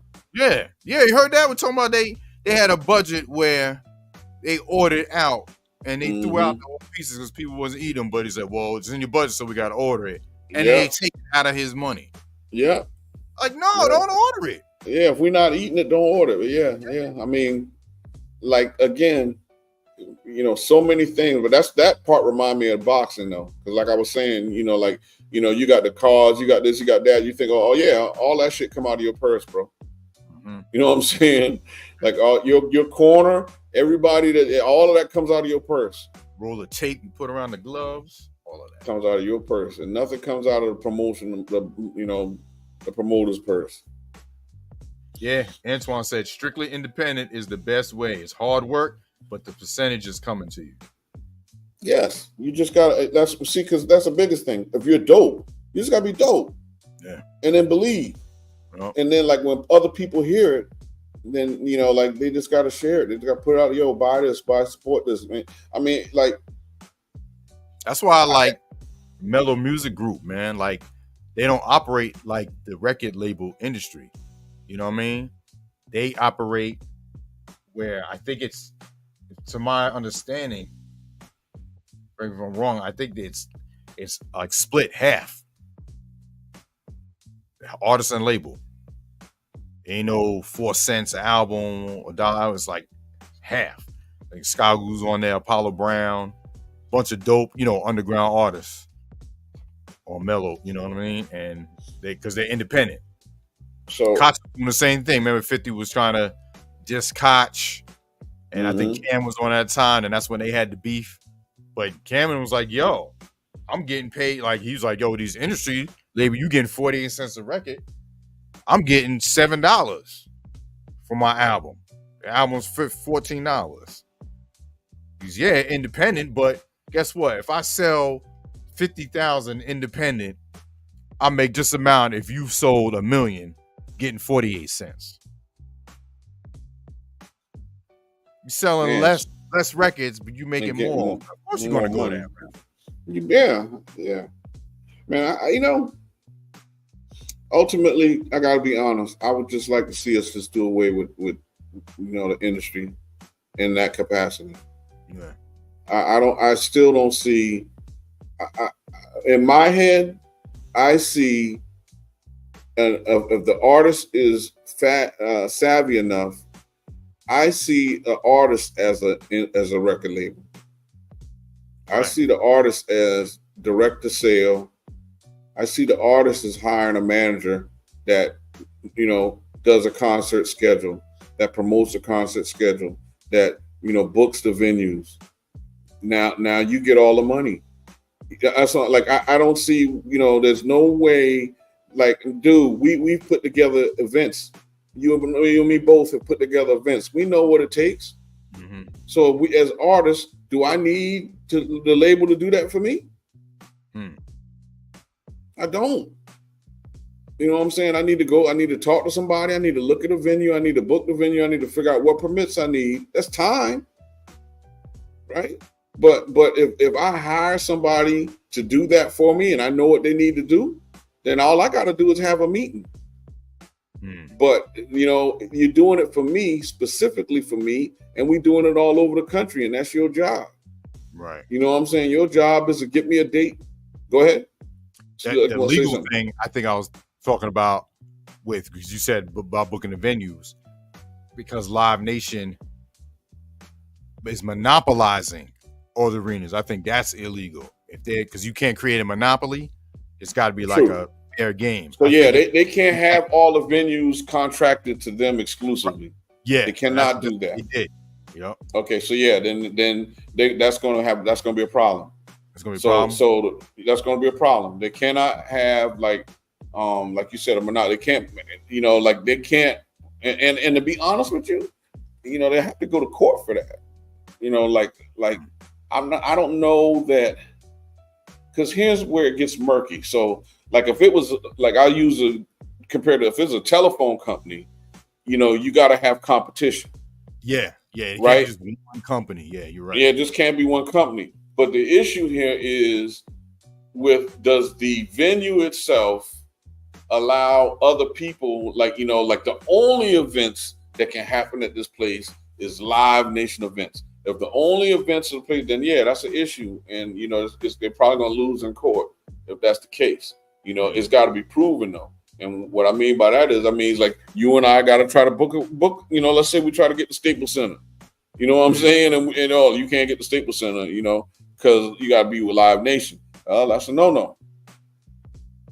You know what I'm saying? That is that part is a no. But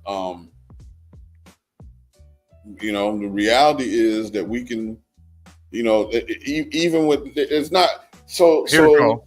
I found it. I mean, cut you off. No. Good.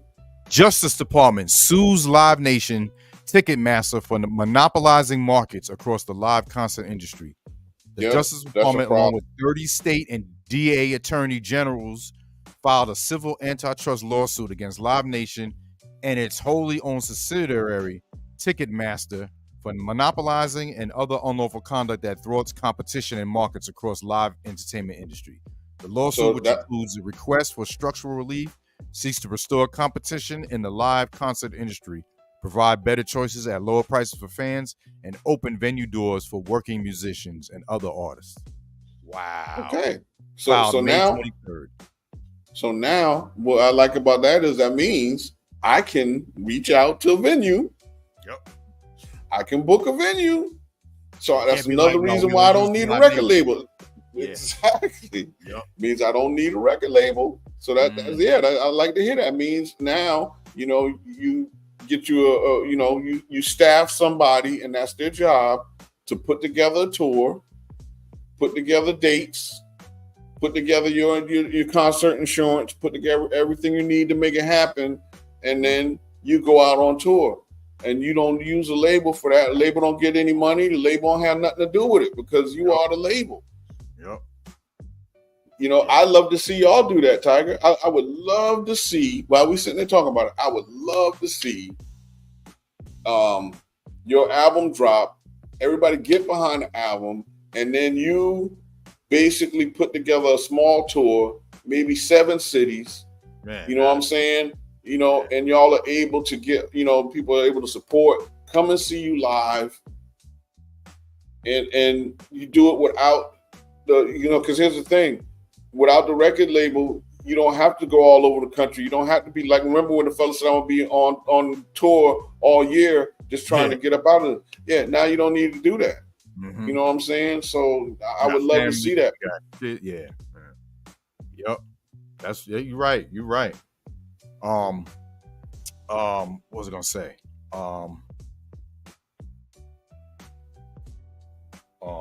Antoine, thank you so much. I'm gonna play the song too. So I gotta take a bathroom break, but in a few minutes. But I got it queued up. What was it about this? What's crazy, man? Yo, look, I ain't. I'm not for hackers, but yo, when I gotta give it to this group, if it's anonymous, yo, whenever some government or some corporate entity tries to F over the people, bro, they go into action.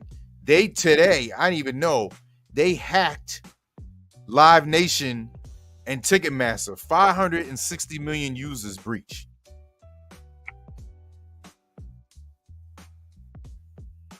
I don't know if it was anonymous, but Live Nation confirms Ticketmaster hack may affect millions of users. Federal filing confirmed. So what do they do with the hack? What do they do with the information? It was a cyber attack, meaning that they I forgot what they call it, a DO. I forgot. There's a term where they'll send millions of people to like acting like they're going to buy the ticket, and it floods the website. Will crash. But in this instance, they actually hacked the users. So I don't know. See, this might not be good because if they got users' identities and credit, I want to side. Yeah, I want to side with somebody getting a free trip to Hawaii off my credit card. You know? Yeah. I think they did a DOS attack, a DOS attack. It was they called. Okay. Flooded so much that they crashed the website. So I'm just thinking that can't be a coincidence that they did that because of what just happened with them being sued or them trying to monopolize and not giving fair competition. It's got to be. Oh yeah, no, I agree with you. I think you're right. I think you're right. I just, again, as much as we like to talk about, the system and how corrupt it is, I think that's a statement. But if you really want to take the system down, just don't use it. You know what I'm saying? Don't feed it. Yeah, we can't live without food. So this is you do not have to have a record label, man. You don't have to have a record label for nothing. Right. For nothing, right. in this world we live in now, in the 60s, the 70s, the 50s, you had to have it. You wasn't gonna make it without it. You wasn't gonna make it without signing the Berry Gordy. Free radio stations. You was not gonna make it, man. But not now. You can make it now. Like I said, man, people sending me music. I get music all the time now. I mean, I get music now more than I ever got. True Triller just dropped his album. He ain't dropping on no label. Yeah. Yeah, I know he got fire on there. Shout out to True Triller.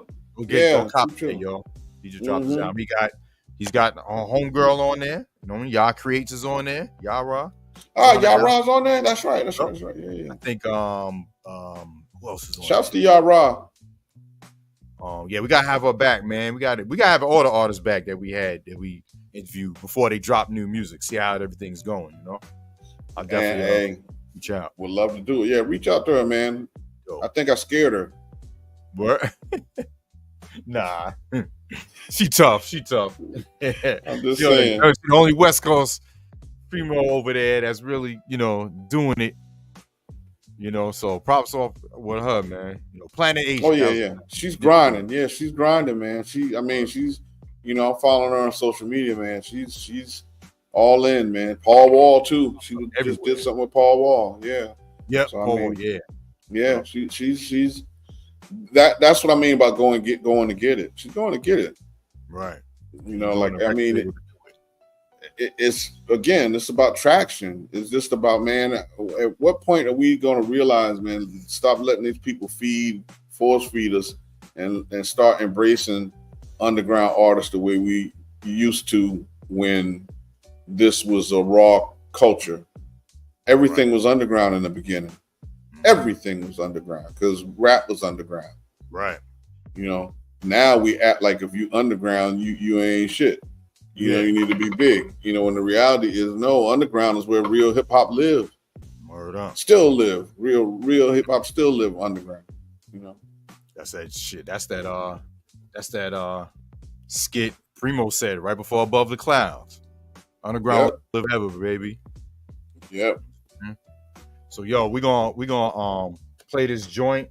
This is off our forthcoming album, Essential Paragraphs. Samsung, DJ Tiger, Bad Times. Big shout out to my brother Reboot Radio. Actually debuted it for us on Broke it. Saturday night, man. You know what I mean? And we had about 100 people. Appreciate it.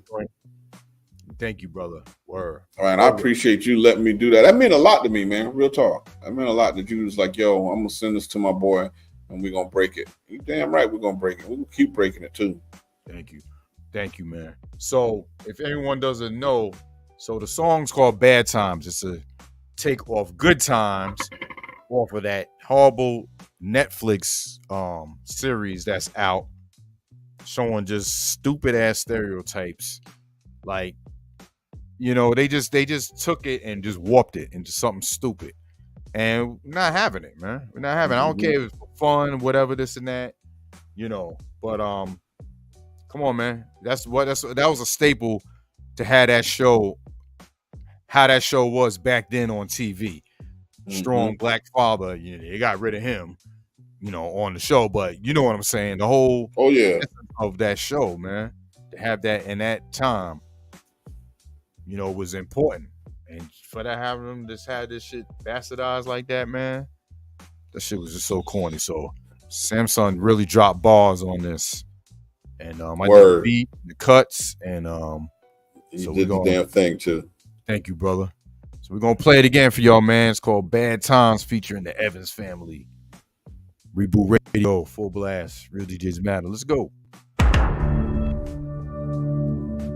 Jimmy Walker came to them and he presented a cartoon about 5 years before this. When the trailer came out, we saw it and everybody was like, no. Netflix, yeah, you ought to be ashamed. Bernardo Shepard, yeah, you ought to be ashamed. When the original aired, not many look like me on the screen. Black faces far few in between. A black family where the father was rare. Matter of fact, this was the first time Hollywood dared to have a head of the household married with 3 kids. A cinematic accomplishment apart from where they would live. There was Jane, Florida, JJ, Thelma, and Mike. JJ got real popular saying Dynamite in a heartwarming, hilarious sitcom with a father doing his best and a mother trying to clean up the mess. The oldest son was a struggling artist battling many hardships in the midst of making us laugh. Not an easy task. The only sister saw education at value. The younger brother was a militant little pharaoh. How can you do a reboot for this? If it ain't right, everybody gonna be pissed. Not bad, meaning bad, but bad, meaning good. Not bad, meaning bad, but bad, meaning good. Not bad, meaning bad. Not bad, meaning bad. Not bad, meaning bad, but bad, meaning good. There are 2 roads out of the ghetto.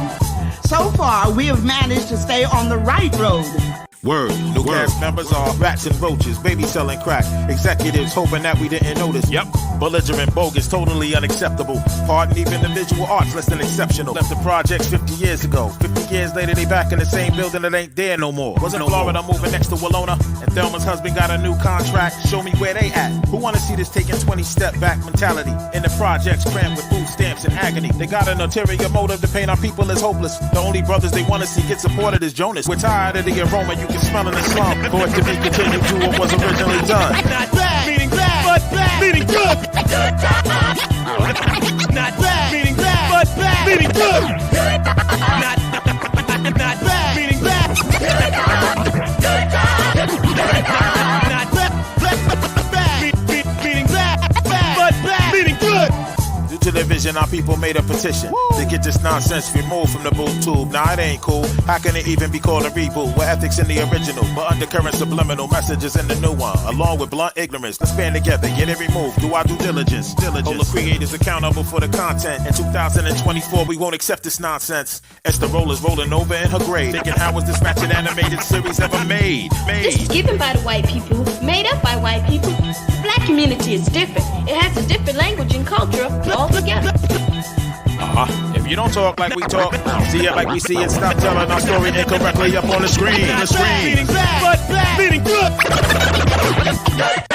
Not bad, meaning bad, but bad, meaning good. Not bad, meaning bad,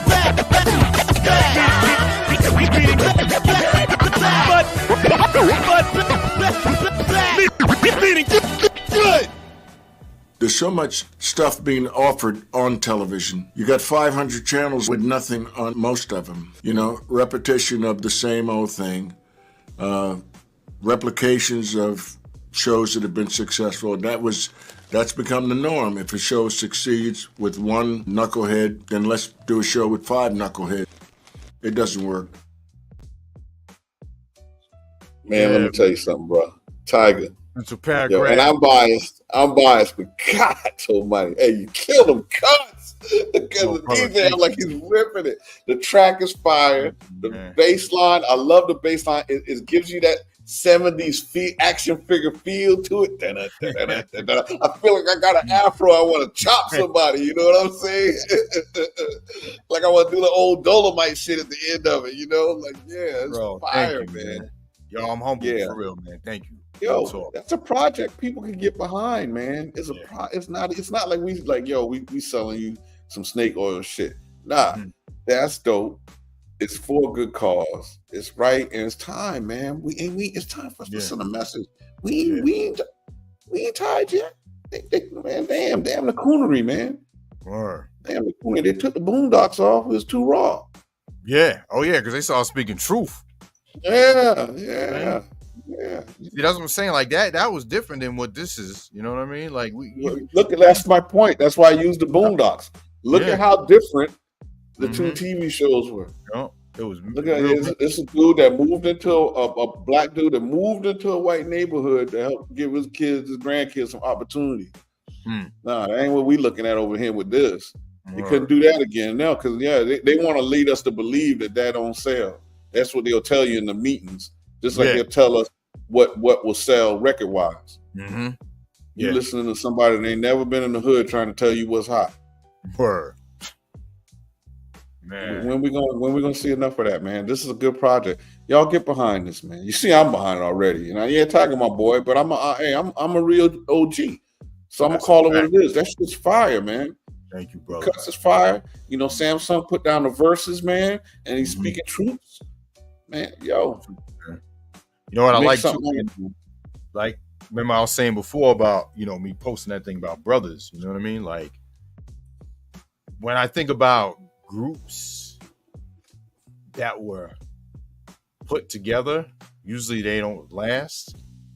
But people that were brothers already, they might have differences or whatever, but they usually last longer or don't break up. Like, I brought up the Lox, I brought up De La Soul. Like, I can't think of any other groups that didn't break up. I mean, Wu-Tang kind of didn't, but we saw they had a lot of, things going on. They sued RZA, stuff like that, business stuff. But yeah, maybe they really didn't break up. But as far as we don't know what internal things they had because they didn't put it out there. And I think with me and Samsung, man, like we have that because we talk about life other than the music. You know what I mean? Like he has family stuff, I have family stuff, and it's like we both can relate. If one person is, yo, man, Samsung, come on, man, come to the club, man. I'm getting bottles. Like, nah, man, I can't do that. Like that ain't gonna work. That's not we about. And you gotta, to me, you gotta have. I think sometimes not sometimes, to me, like struggle or having stuff in your head that you want to get out, and you going through stuff, kind of makes the music better. That's why they say like somebody's first albums is always the best because it's when they trying to eat, so they hungry. Like the new box when Tyson came out, then once the fortune and fame, you let it cloud your head, then you get knocked out.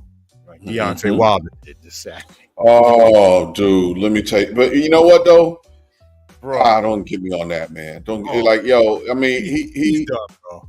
He gotta stop. Yeah, he's so done. But not just that, man. It's like the level of training. Like I was looking at some of the shit that he was doing in the gym. I was like, man, who is he? Who are your people? And I meant to research that. The stupid ass. Yeah. I was like, man, like this was almost like the 5 o'clock free crack giveaway. I was saying? I was like, what kind of training is this, bro? What are you doing? And then like it was the one thing where he did the like sidestep and tried to skip around the dude from behind. I was like, what is dude? Bro, he's only known for throwing that punch. He ain't got no jab, no kind of defense. He just throws the big if you get caught by that.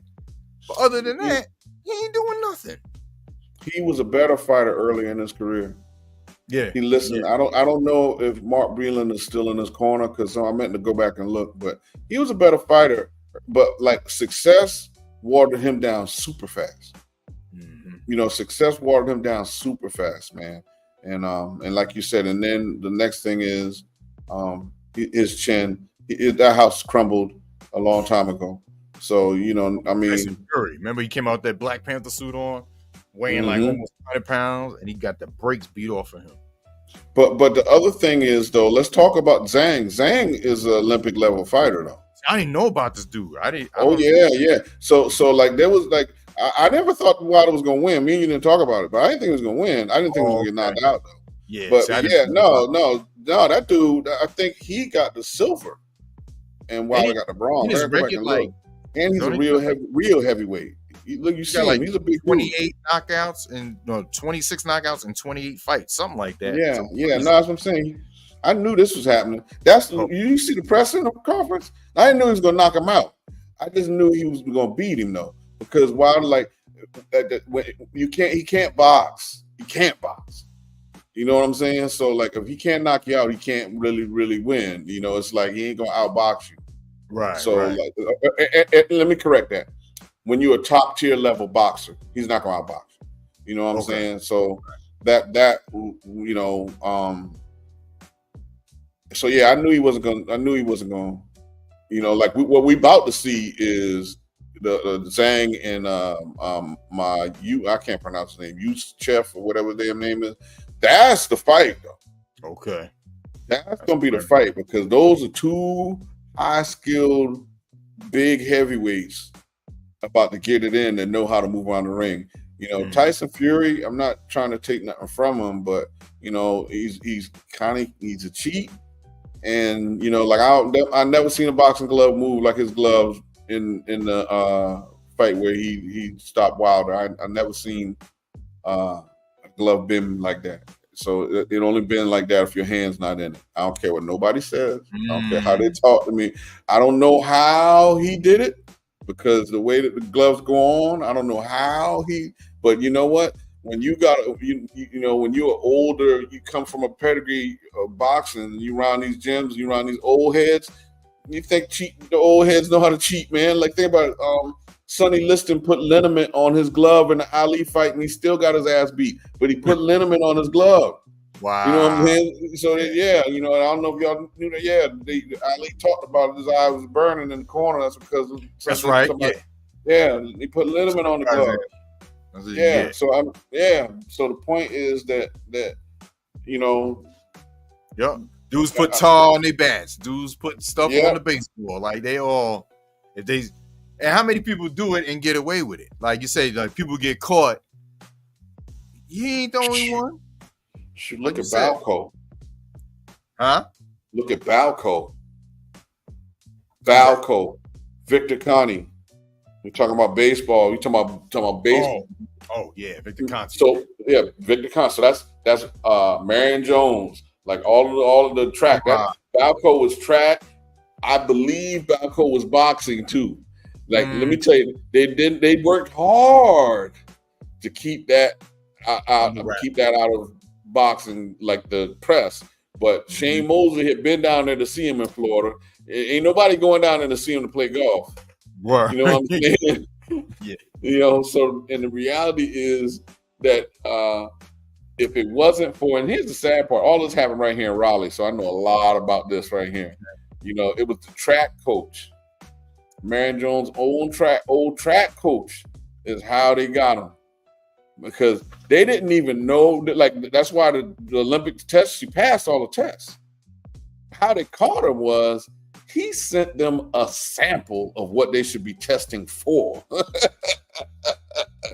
They didn't even know what to look for, but he was mad because he got cut out of, like, she became a superstar and basically cut her out of everything. She got the big contract with Nair. He got the big contract with Nair. They was running right over there. That's where they would practice at. Okay. Yeah. So like when he was mad, he was pissed off that, okay, you got, this and this and this, you got this commercial, you got this and that. Yeah. He sent them a sample. It's called the Clear. He sent them a sample of the Clear. And then they knew. And then what happens is they go and pull, they do Olympic testing is 2 samples. They do one live sample and they keep the second blood. When they went back and hit that second one, boop, they knew what they was looking for. And that's how she ended up getting stripped. That's how everything ended up getting stripped. But that all started with Victor Conte and Balco. They was making those designer enhancement drugs to beat the test. Yeah. Crazy. Then Lance Armstrong. List goes on and on. Oh, one nut. Crazy. Oh, man. Yo, appreciate y'all tuning in, man. It's 10 o'clock. Yo, we're going to go to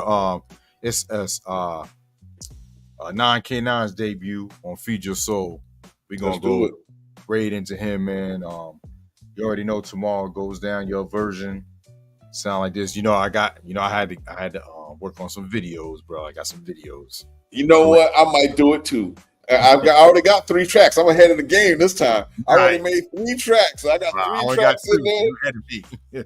Yeah. I'm like, yo, and I like them. I kind of did some disco funk stuff, man. So. Nice. Shout out to my brother. Is that Goomba? Yeah. Salute. That's my brother. Hey, Goomba, come on back to Twitch, man. Stop playing, sir. Yeah, man. You need it, bro. Real DJs matter. Real DJs matter, brother. Word up. But man, brother, like I said, man, thank you again. You know what I'm saying? Man, love, man. Continue to support you. You already know, man. Likewise. You already know. Get that Bad Times. Look, hey, Tiger. So when it's on my YouTube streaming now. Okay. So when the album comes out, we'll have it, available on the, the band camps and stuff like that.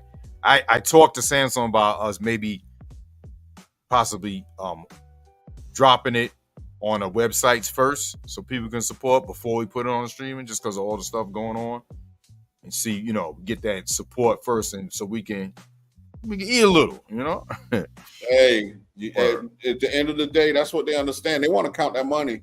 And when they come to talk, they're gonna know how much money you made already. Right. And real talk. J1 son in the building, like water, baby. Chirps are us, man.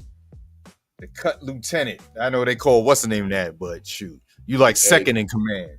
Hey, J1, so crispy, man. This shit is left in the deep fryer for an hour. That shit is so crispy, man. Awesome, G-Mal. We appreciate you, Queen. We appreciate you. Word up. Yeah, man. So yeah, we are on Twitch, YouTube. People's on Twitch. You already know what we do. We raid out YouTube people. Thank you for tuning in once again. And trying to find where. Oh, okay, found it. I want to make sure I put his name in right, because let me just say this too while we're raiding out, man. You're a DJ on Twitch and you're about to raid out. Coming to Twitch. Or you come to, yeah, make sure the DJ is actually on. Make sure you spell his name right. Like it's not that hard. That's all. I'm not mad. I'm not ranting. I'm just saying, just make sure they're on. That's all you got to do. That's all you got. It's a little professionalism. Yeah, call it what it is, man. Just be professional, man. Damn, make sure the dude is on. You want that courtesy in your own stream. You want them to make sure you're on.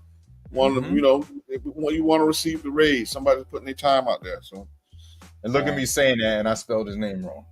But you caught it though. Yeah, you caught it though. Hey, J1, man, when you gonna come back on the show, brother? Word. J1, yeah, when you coming back on the show, J1 son?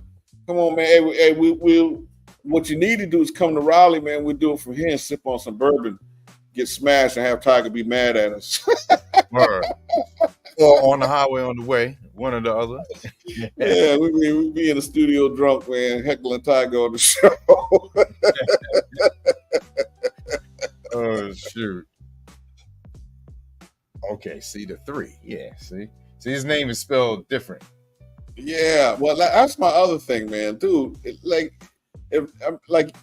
some of these folks come up with these names. I'm like, B, you putting yourself in the cellar, man. You putting yourself in the cellar. Yeah, this is not.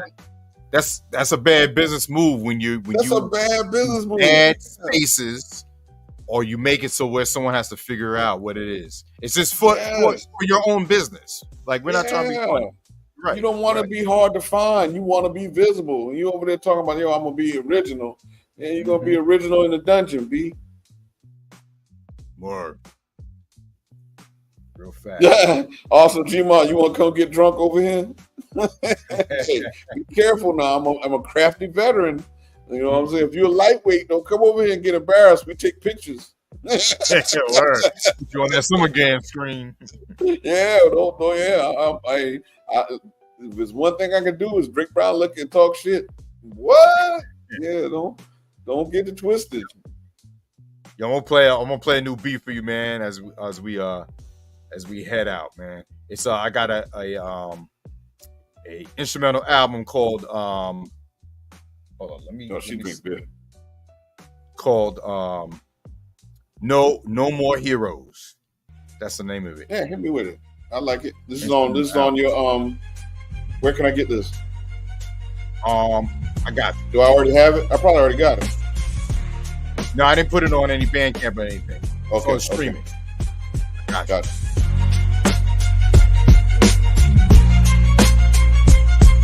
Like it. That's why you're that dude. Now I'm getting mad. Stay right here, Reboot. Hey, stay right here. We okay, go off. I got you. All right. That's why I got to stay up till 3 o'clock in the morning tonight because of this track.